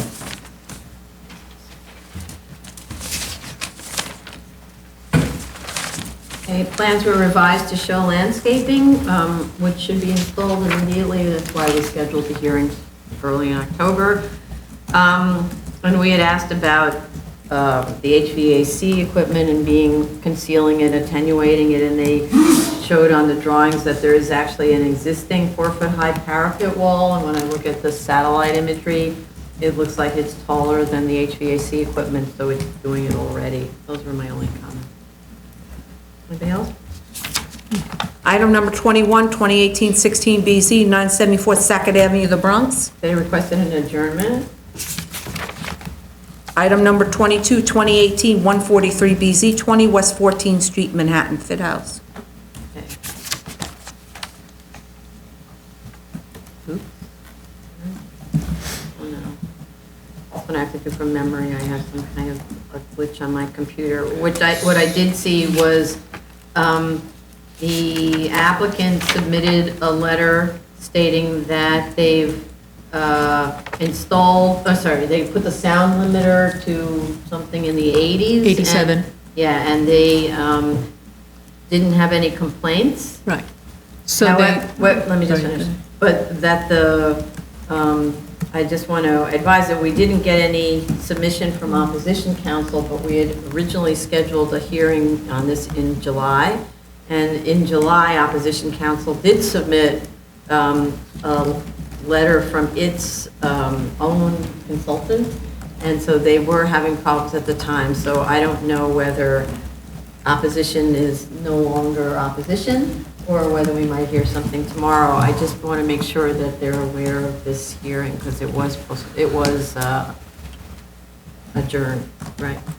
Did you want to add? No, I just want to say that in addition to to adjusting the music studio level, they also adjusted the studio microphone level. Mm-hmm. So combination of both of those, the applicant is stating has resulted in cessation of complaints.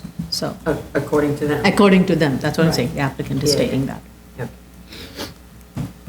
So just to be clear, we are going to reach out to the opposition and remind them I of. just wanted, if we could just have our Dow. project manager reach out to, I believe it's Mr. Ginsberg? Yeah. And just make sure he's aware that we're having a hearing, and because I just want to to make sure if we decide this, then we haven't cut them out of the conversation. Right, we sent something in saying they're good, or whatever. Yeah, Okay. because they didn't say yay, Okay. Item number 23, 2018, 167BZ, 1133 East 22nd Street, Brooklyn. This is administratively adjourned, nothing was submitted. Item number 24, 2019, 40BZ, 175, 179 East 73rd Street, Manhattan. The plans, notes were added to the roof plan concerning lighting and one about amplification. I have to say, there are so many notes about lighting that the ambiguity concerns me. As far as I remember, we did not agree that there could be lighting for events of any kind. This is impossible to regulate when they're saying it's for certain kinds of holidays and weddings. How many weddings? Just because you only have 20 this year doesn't mean you won't have 40 next year, et cetera. So the note should be revised to say simply no lighting of any kind except emergency lighting after 6 p.m. And no sound amplification whatsoever. We don't have DEP's response to the recent submission concerning use of the roof for events, or if we do, I didn't see it yet. And there was a wrap and a chasp that was also supposed to have been submitted. I think So the DEP, most recent letter was from the 24th. Sorry, speak up. The most recent letter for the noise on the rooftop noise analysis was from the 24th. yeah. The they 24th of September. Yes. So the most recent analysis from whom? It was from DEP, it was a letter. Oh, so DEP, and what did they say? DEP letter documents that there was a noise level that was documented between the hours of 12 p.m. and 9 p.m. And there would be noise impact, and it would require refined analysis to Okay. mitigate or provide more realistic source. Okay, so that's the recent submission that I'm talking about, Right. okay. So it's DEP's 924 letter, so it's not a later, more recent than that. I think the plan the applicant had submitted was before the 924 letter, Yeah. so it does not factor in DEP's Right. comments. Right.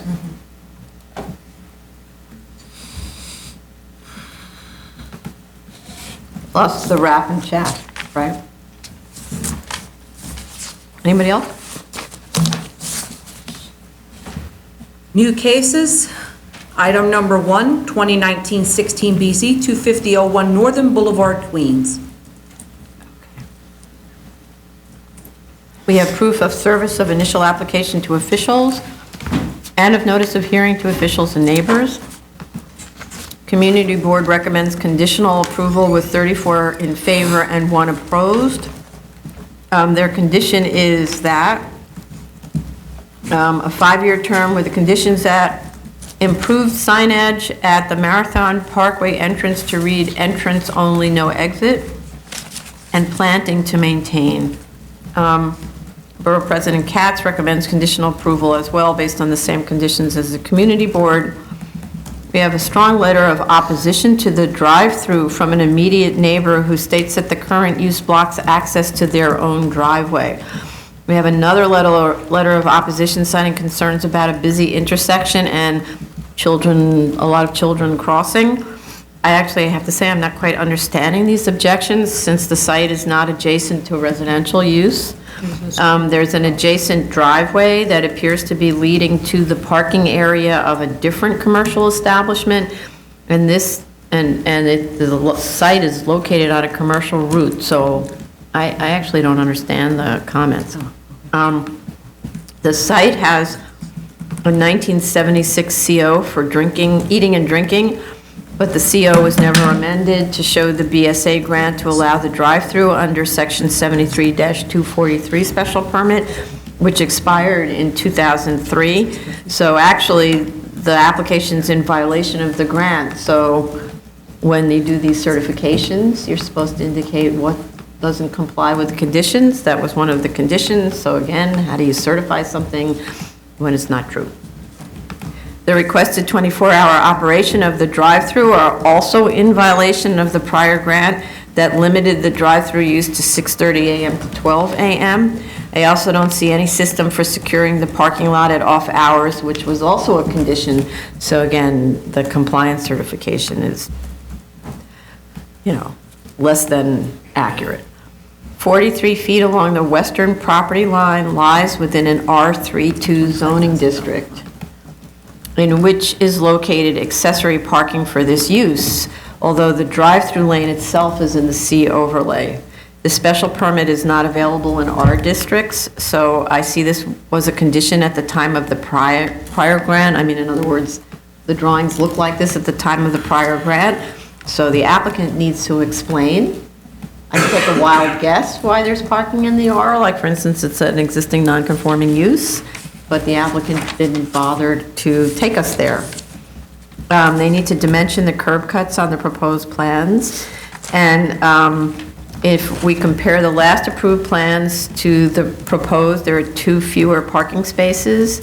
They should show the parking calculations to establish the C finding that it complies with accessory parking regulations where no waivers are allowed. So it's just conclusory. We don't see them actually calculating based on floor area. They need to go through the findings in the statement of facts. They need to provide a landscaping plan, a lumen diagram, and information about the enunciator, and show the distance from residential properties on the drawings, even though it's obvious that it's very far away from the nearest residence. It's 95 feet.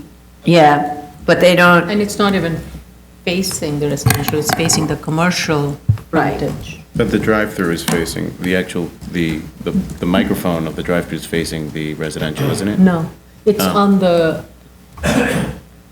when you drive through, Oh, I it's see right that. next to the building, so it's both the menu board and the enunciator before the all turn. in one. It's Right. the old board system, Yeah, so so- it's facing the commercial building.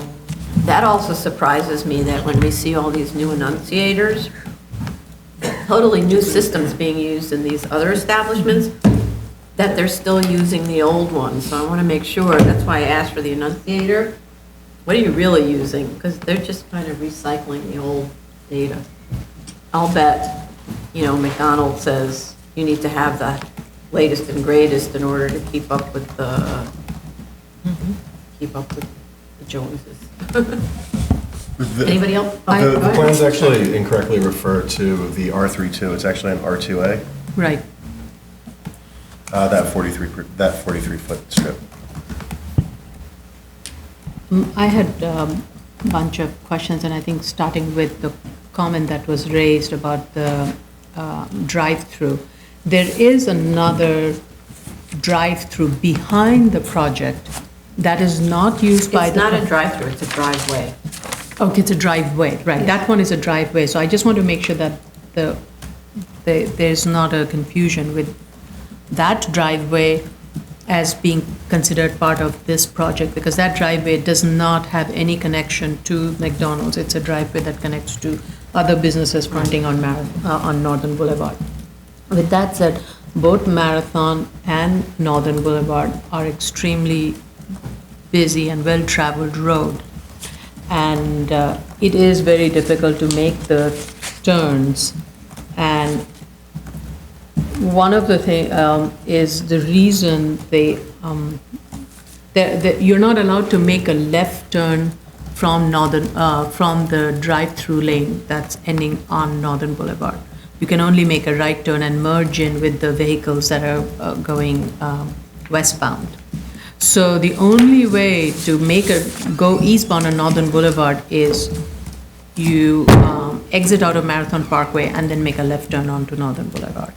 So that it works better as an exit rather than as an entry. And I think It works for both better because actually as an entry, eastbounders need a way to not cross the That's double true. yellow line to get into, if you're going eastbound on That is Northern true. Boulevard and you want to get into the And that's how I McDonald's, got in also. you would Right. have to cross the double yellow Right. in the middle of the block to get Right. into that driveway if you're only using Northern Boulevard. And there As are opposed to protected- Marathon, Don't you speak can at make the the left turn onto Marathon and then go into the Marathon curb cut. And the same thing leaving.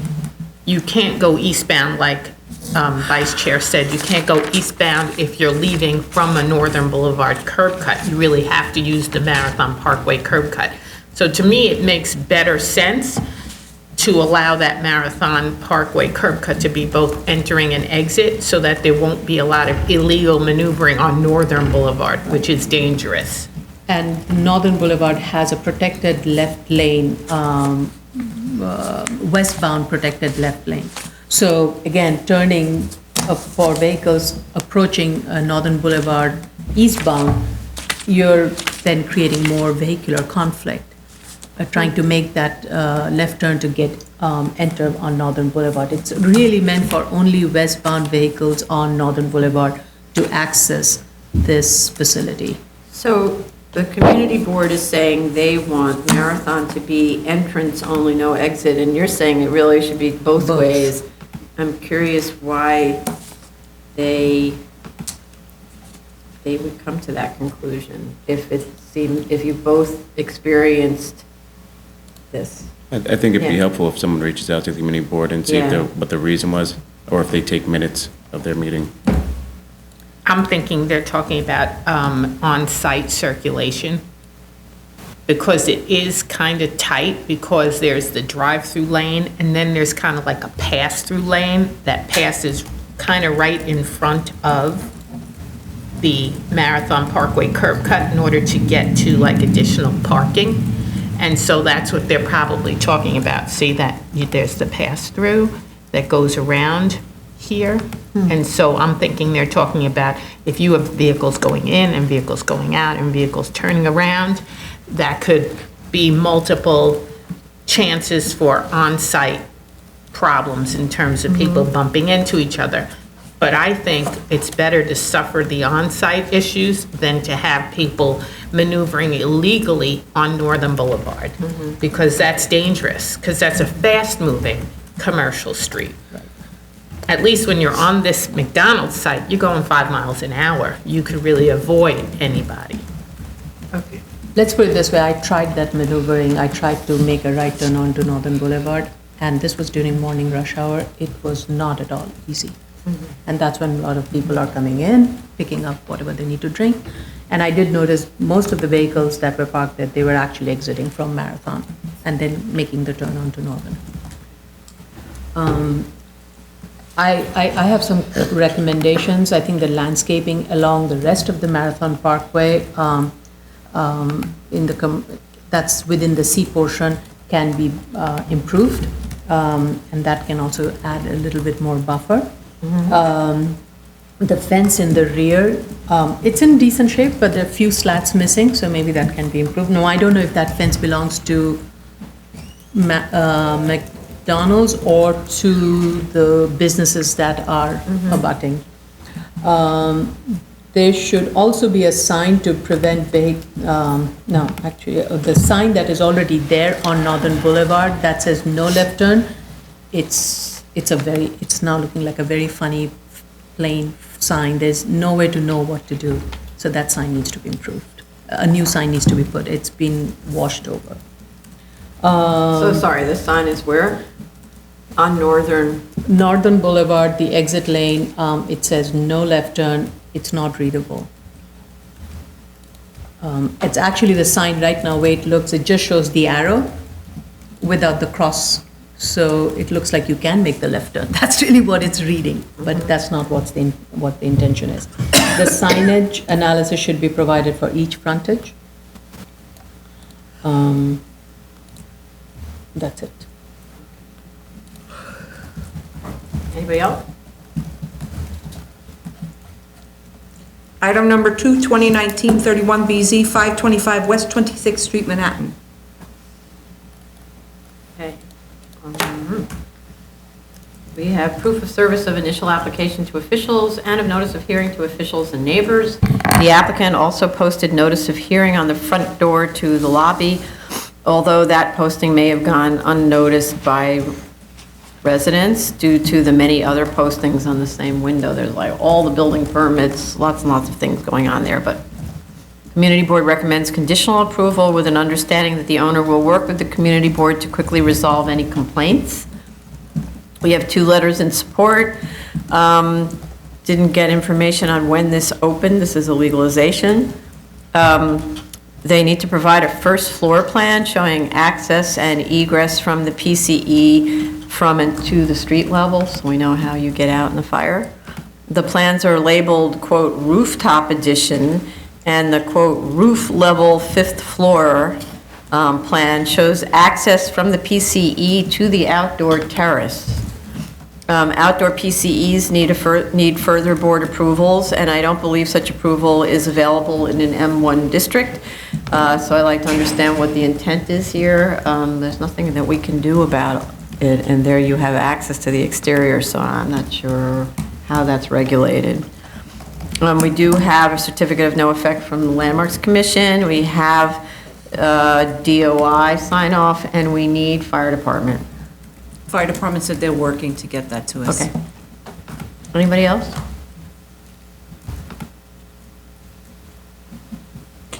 Item number 3, 2019 42BZ, 6502 18th Avenue, Brooklyn. This is also PCE.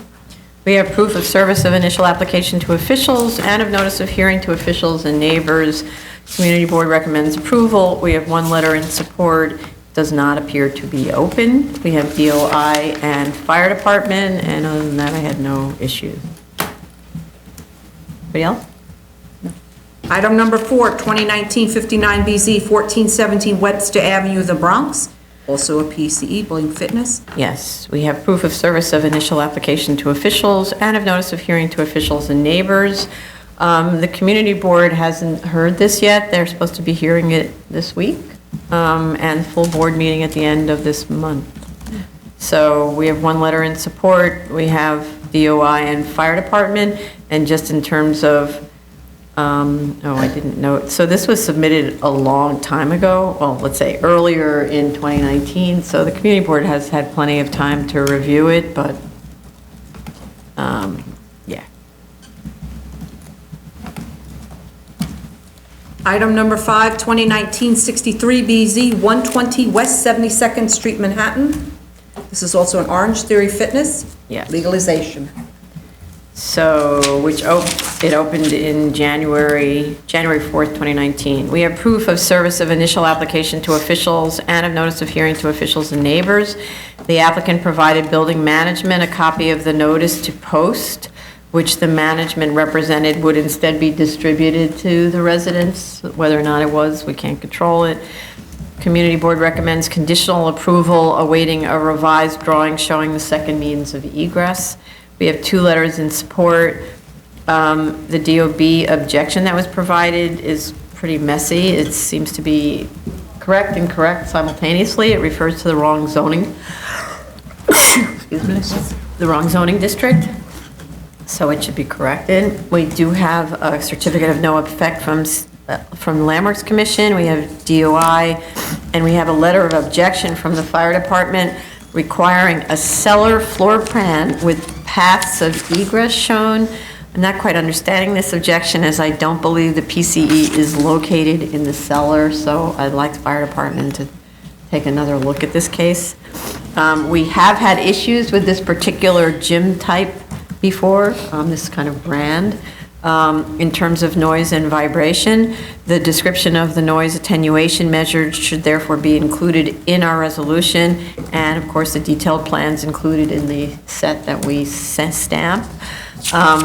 The engineering firm of Cerami conducted noise and vibration transmission testing in May of 2018 before the attenuation measures were installed. I'd like to know, was subsequent testing done to determine their effectiveness? Any other comments?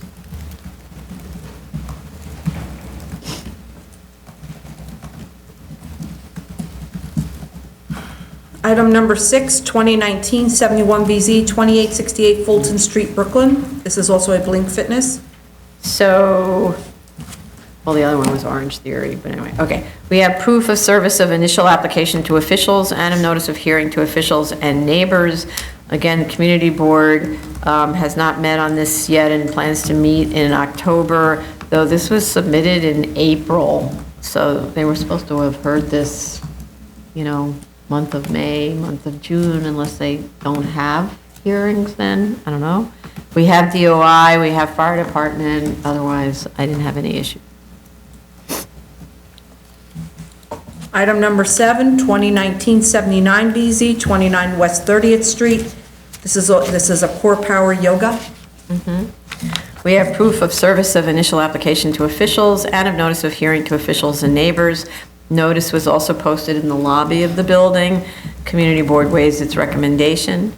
We have 2 letters in support. It appears not to be open. I'd just like them to verify that. It's not open. I was there yesterday. Oh, okay.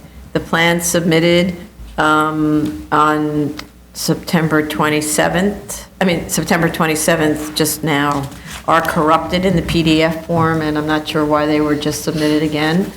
So they should be resubmitted. It's got like doors flying on the drawings and things. We do have DOI. Fire Department has objections from their September 26th letter that must be addressed. And those were my comments. Anybody else? No, as I stated, based on my site visit from yesterday, there is still construction work going on. And there is a difference in the floor area. The PCE floor area in the zoning chart is shown as 3,325 square feet, whereas the statement of fact states it as 2,973 square feet, so that needs to be consolidated. Was that your And to comment? add to that, the plans actually say 2,765 square feet. Oh. But on the plans are missing our standard PCE plan notes with regard to fire safety, ADA. It says interior layout of apartments and exists shall be approved by DOB. So they need to change the notes.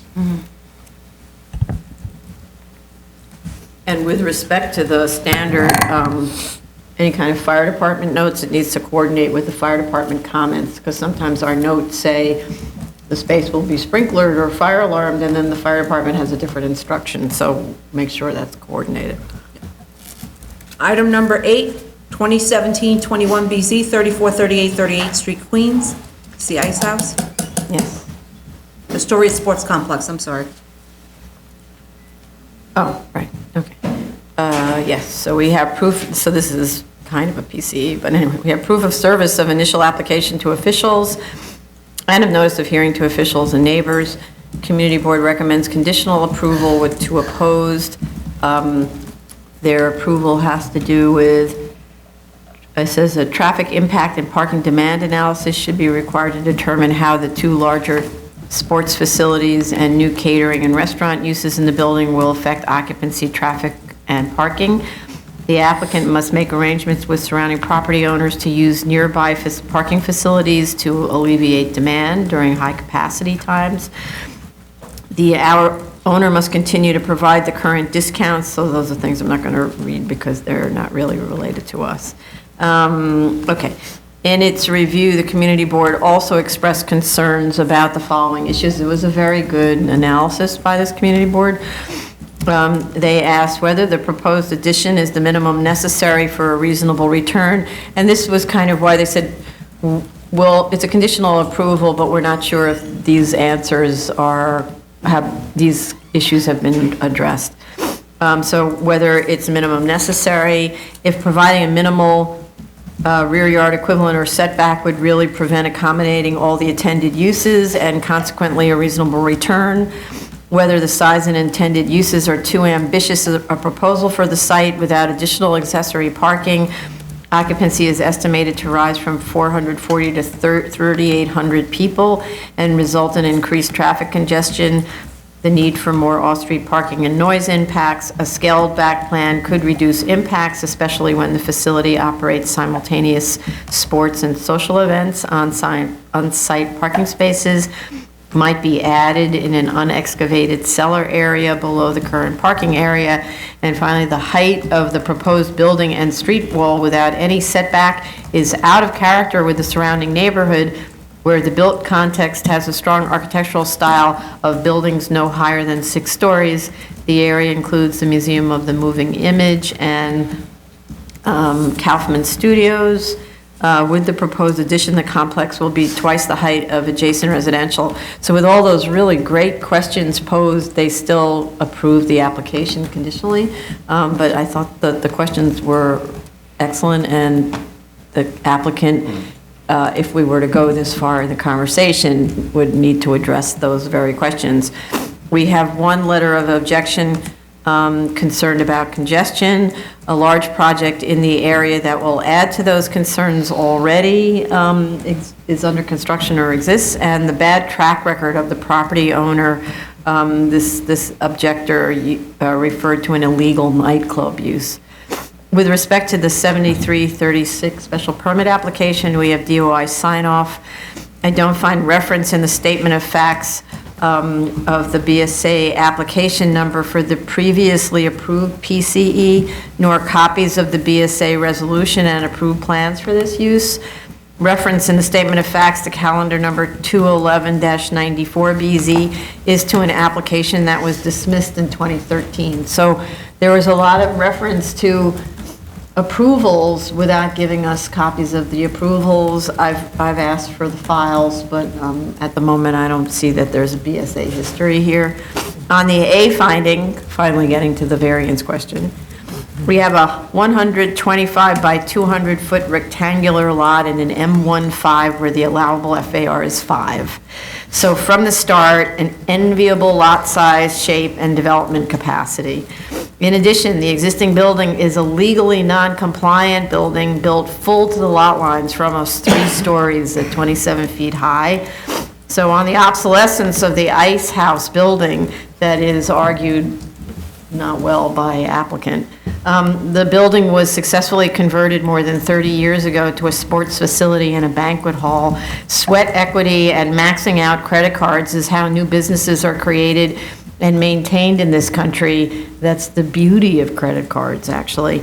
I also don't understand how the rear yard equivalent option that sets back 20 feet from one side lot line and 20 feet only at the open corners at the other side lot line does not yield adequate floor plate to do what is desired. The other option, which I think is better, is the 20-foot setback from the front and rear, allowing development of a complying 125-foot wide by 160-foot deep addition, or which anyone would love to have, or why the as-of-right uses shown are different than the ones proposed. So the as-of-right are all offices. Why are you showing that? Right.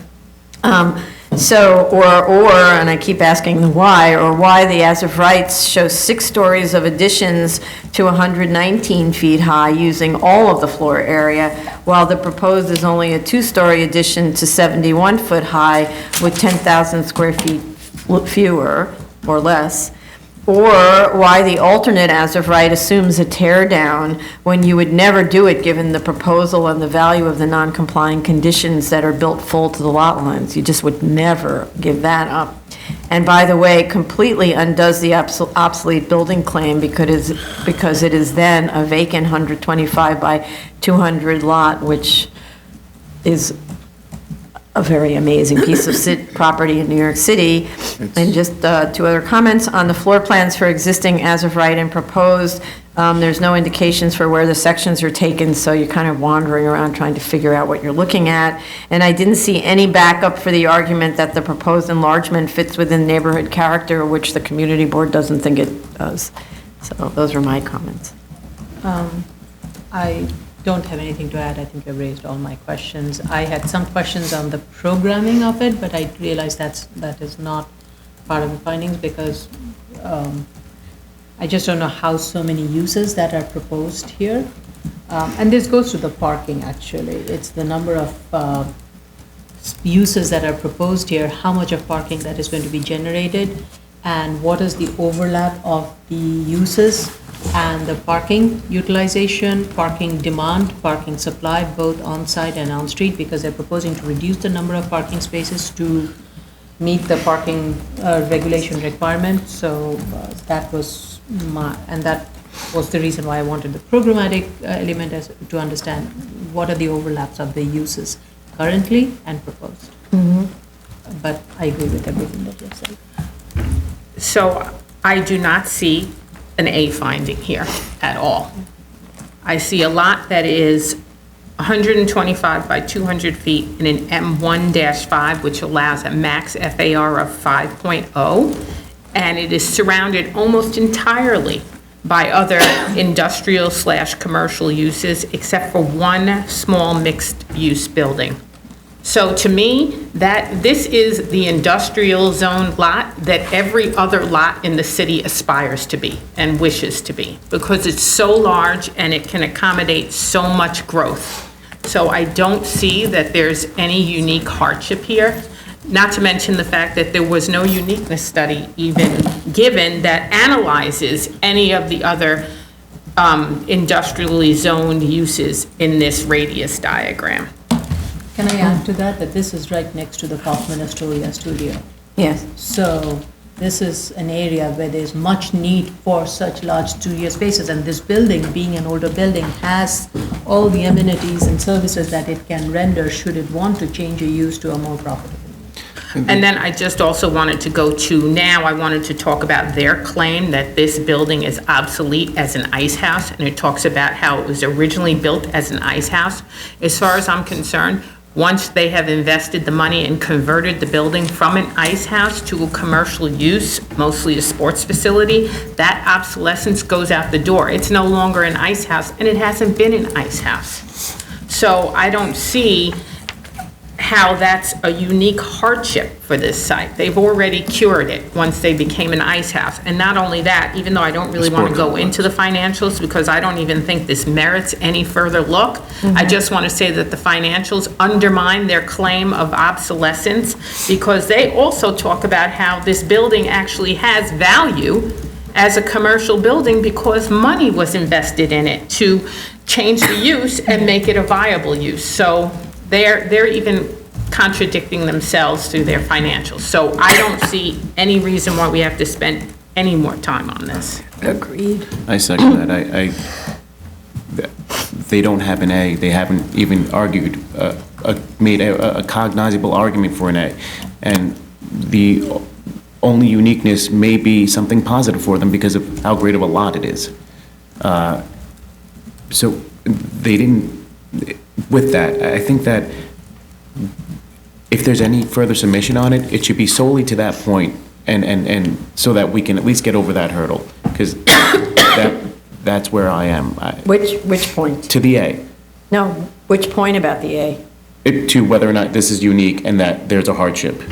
There's no hardship. There is I no don't hardship. even think we need to No, see anything else. I don't think It's so one of the either. largest Right. industrial Right. lots in the radius diagram. I don't see that it would suffer from anything. And as you said, it has an existing building that is built full to the lot line. That is Also a profitable. win. So I don't see how you could say that this is suffering from anything. No. If you were to grant this case, you would blow the doors wide open. So anybody with an industrial lot in this city could come in and say, I want to put an extension on here. You gave it to them, give it to me. So what are we doing with the PCE? And I often want to comment, we often comment when we see the applications in the M11s, 1 FAR, where somebody comes with a lot that's, 25 feet wide, or let's say they come with a lot that's, say, 40 feet wide, right?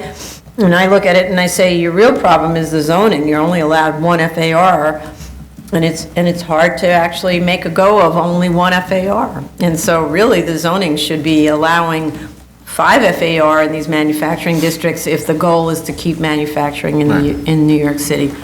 Well, here you are, 5 FAR. So I have comments as to the special permit application, if you want to Yeah. consider that. It doesn't tell us when the use actually started, so it clearly is legalization, but since when? And they have to delineate what portion of the Yes. building is actually the Astoria Sports Complex, because there's a lot of different things going on in that building. They have to give us the square footage, they have to give us the activities, they have to tell us whether or not there's massage, and if so, they have to provide licensing. They have to talk about the fire safety options, the ADA accessibility plans, and sound attenuation, and also signage. that covers it. In other words, there really wasn't a PCE application. Right. Despite the fact that they mention it. Well, that's what it just says. I just want to comment very quickly on the structural report that was submitted. They claimed over $2 million for like a structural cost premium. I couldn't see in the structural report any like supportive information, no structural plans, nothing. Even I believe if someone want to go that route to argue that it's hard for them structural-wise to enlarge this building, they should have at least submitted some structural framing plans for the existing conditions, but even these were not submitted, so. Right. Oh, That would've- sometimes we do have legitimately obsolete buildings where part of the argument is it was built for a particular really strange use. We have tried to use it for other things, and the tenants move out after 4 months. The only thing that we can do is this major change, and the building isn't built to support any of the structure, here's proof, right? So, and they go through all of those things. In this case, the building's obviously built to support like a truckload, right? And the fact that they've renovated it so extensively, I mean, I thought, wow, credit cards pay for building a swimming pool? That's like amazing.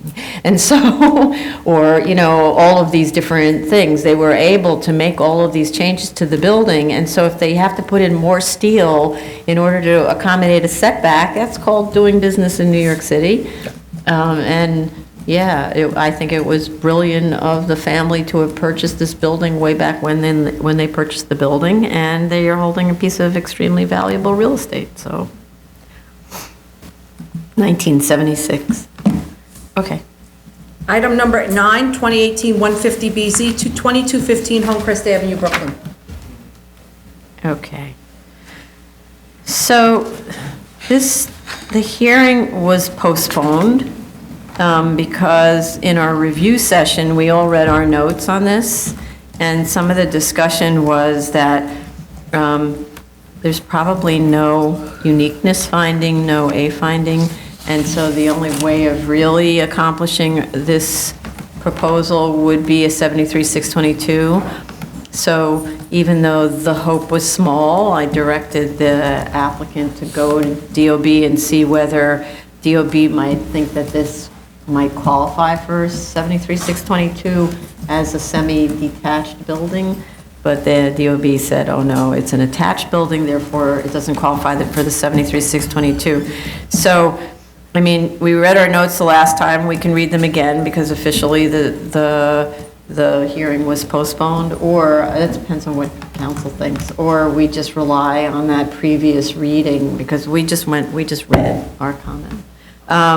But basically, the conclusion was that there was no A finding, so I don't see what the case is. Other comment? No? Agreed. No findings, yeah. Item number 10, 2018-172BZ, 4609 and 4619 31st Avenue, Queens. It's an affordable housing, a supportive housing development. Okay. Permanent supportive housing, sorry. And a church, next to a church. We have proof of service of initial application to officials, add of notice of hearing to officials and neighbors. Community Board recommends approval. Councilmember Constantinides sent a letter in support. We have 2 letters in opposition concerned with loss of property value, privacy, traffic, parking, and noise concerns. Statement of fact states that the church occupies 7,100 square feet of the site, but that the lot coverage is 5,000 square feet, so I found that rather confusing. It's probably a typo. Statement of fact states that HPD has a preferred minimum of 50 units for funding a project, so I don't understand how 21 units satisfy this requirement or how they're going to go to HPD for funding under that program, whatever it is. I'm also curious whether they're going to be looking for historic tax credits that might be sold for additional funding sources. I don't know if historic tax credits are sold the same way as low-income housing tax credits are, or whether this would qualify, but they do have a church that they're saying is eligible for a listing on the National Register or State Register, which I want to draw our attention to because that's an environmental issue. The argument for reducing the front yard to 7 feet should be program layout-based rather than aesthetics. Unfortunately, we don't base our decisions on aesthetics, since 10 feet is the required depth independent of existing neighborhood character. So they really just have to explain, why the units can't be shallower than, the 3 foot shallower that would represent. I'd also like to understand how the 20-foot distance between the two buildings was determined, because they did a side yard study, which shows the side yards are much smaller. So arguably, you could shift the building over to give a little bit of a side yard to that immediate neighbor, or shift part of the building, the upper floors of the building, something.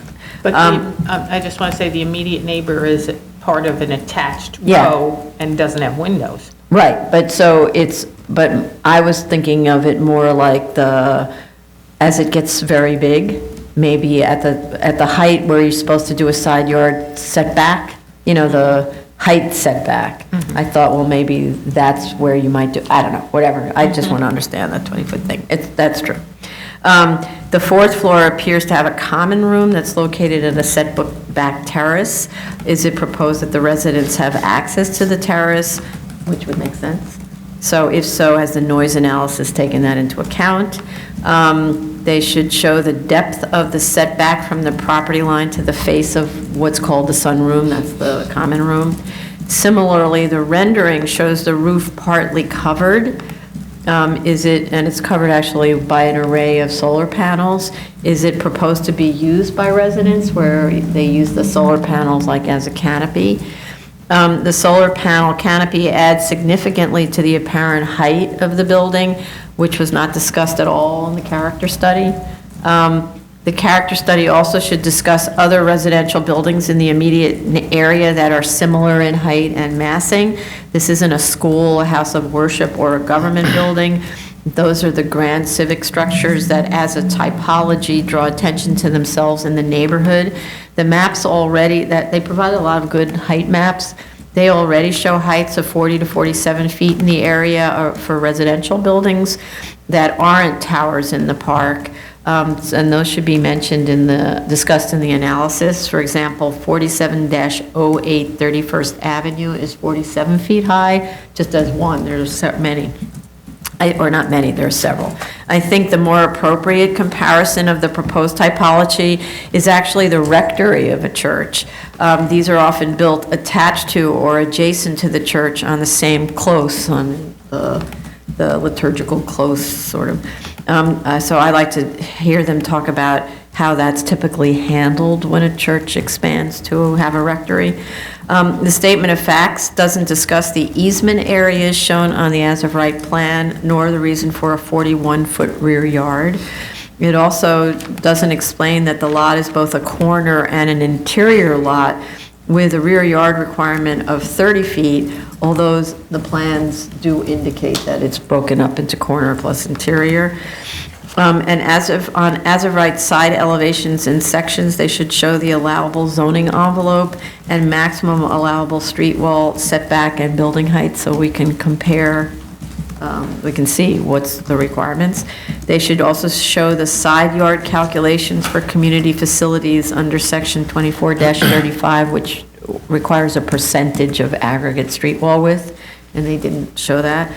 The statement of facts, even though it looks like it complies with that, the statement of facts argument to not attach the building to the church is that there is a stained glass window that shouldn't be obstructed. They should provide photos and explain how the other stained glass windows on the other facades wouldn't satisfy the needs of the worship space, and provide floor plans of the church so we can just understand that relationship. They should provide more information about the finished exposed facades of the building, as they will be visible and adjacent to residential properties. They should show a version with a lesser variance that provides some setback from the side yard at the fourth floor. That's the thing that I'm looking at, that it seems that the height of the building is kind of overpowering that row of small houses.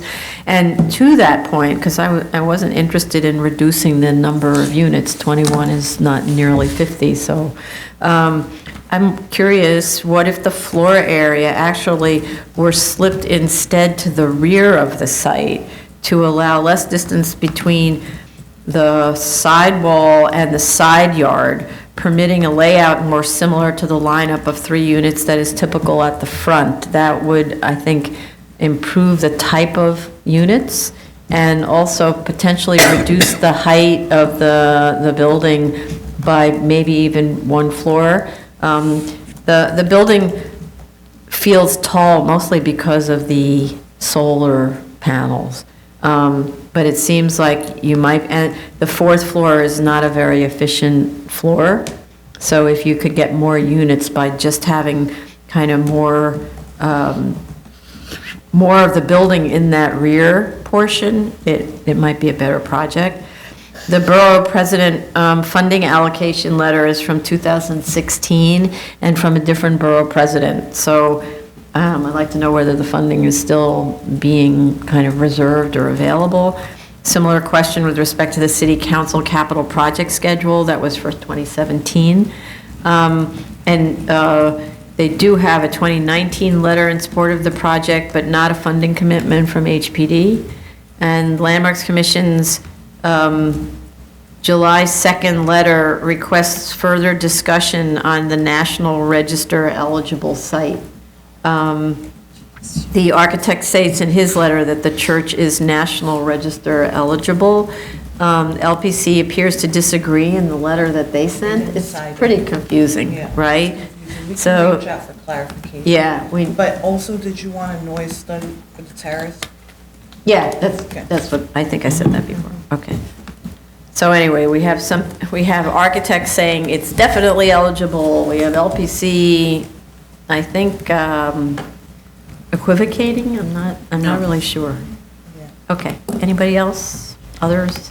I think, just to clarify on the noise study, we would require it only if residents have access to the roof. Yeah, but it's a shame if they don't have access, but yeah. Right, if it's just used as a, I don't know what. You know, a roof. Access for maintenance to the solar panels?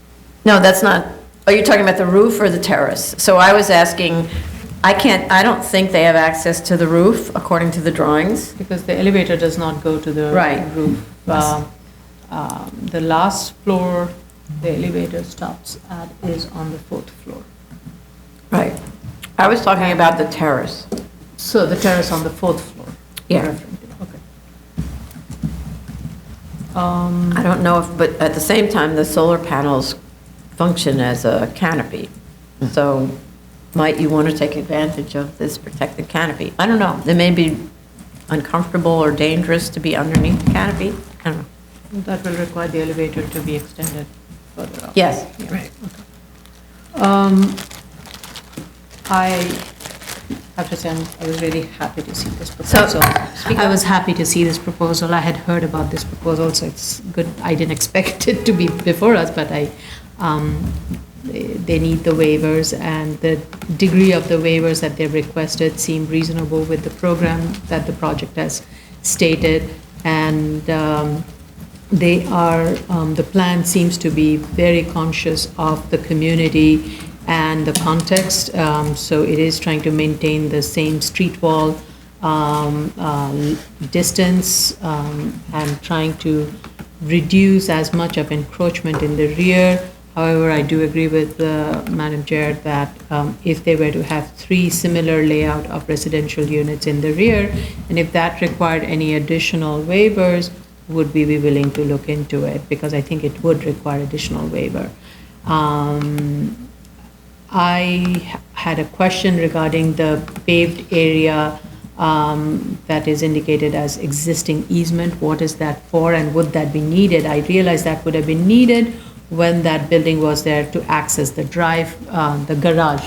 Every one of those townhouses has a garage in the back, so this was the easement to provide that access. Now that is not going to be provided, is that still needed? And if not, does that help in provide, encroaching a little bit into that easement area and build a better unit layout? Well, That the really, easement is in favor of someone else, right? They have to relinquish the easement. okay, The easement burdens this property in favor of someone else. right. But this property owner doesn't have control over the easement except to buy it back. I see, okay, so then, I guess then we have to work around the easement, that stays, okay.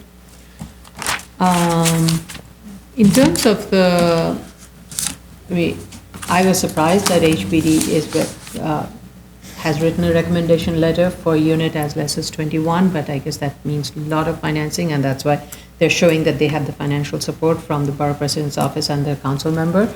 And I definitely would encourage more units, but I realize that would add to more taller buildings. So what they have is very much in the context of the residential area, except if there can be more bulk moved in the rear. I really didn't have an issue with the solar panel. I think there are buildings immediately around it that are also community facility-based uses, even though this is a residence, have much taller structure and bulkheads, so I was okay with it. I did have one question, and that is a statement of facts shows the new construction a number which is slightly different from the zoning floor area numbers shown in the chart. So there needs to be some consistency. And also they need to clarify if the existing community facility floor area of 7,856 square feet is the community facility floor area to remain. It is only the floor area from the church building and not from the existing rectory on lot 5. So that needs to be clarified. What rectory on lot 5? The existing building that is to be demolished, that's a rectory. Oh. It is used as a rectory currently. So I don't have any problem with this project. I actually think it's quite modest. It's a small ask for 21 units, and I'm hoping that actually it'll make an actual dent in the population, reducing the need. I doubt it, though, but, you know, every little bit counts. Because they actually are qualifying for the supportive housing loan program by virtue of the fact that they're getting those large grants from the borough president and the city council. My only question is what would happen if those grants are not available, since they aren't brand-new grants? Will that mean that they're going to have to increase the unit count?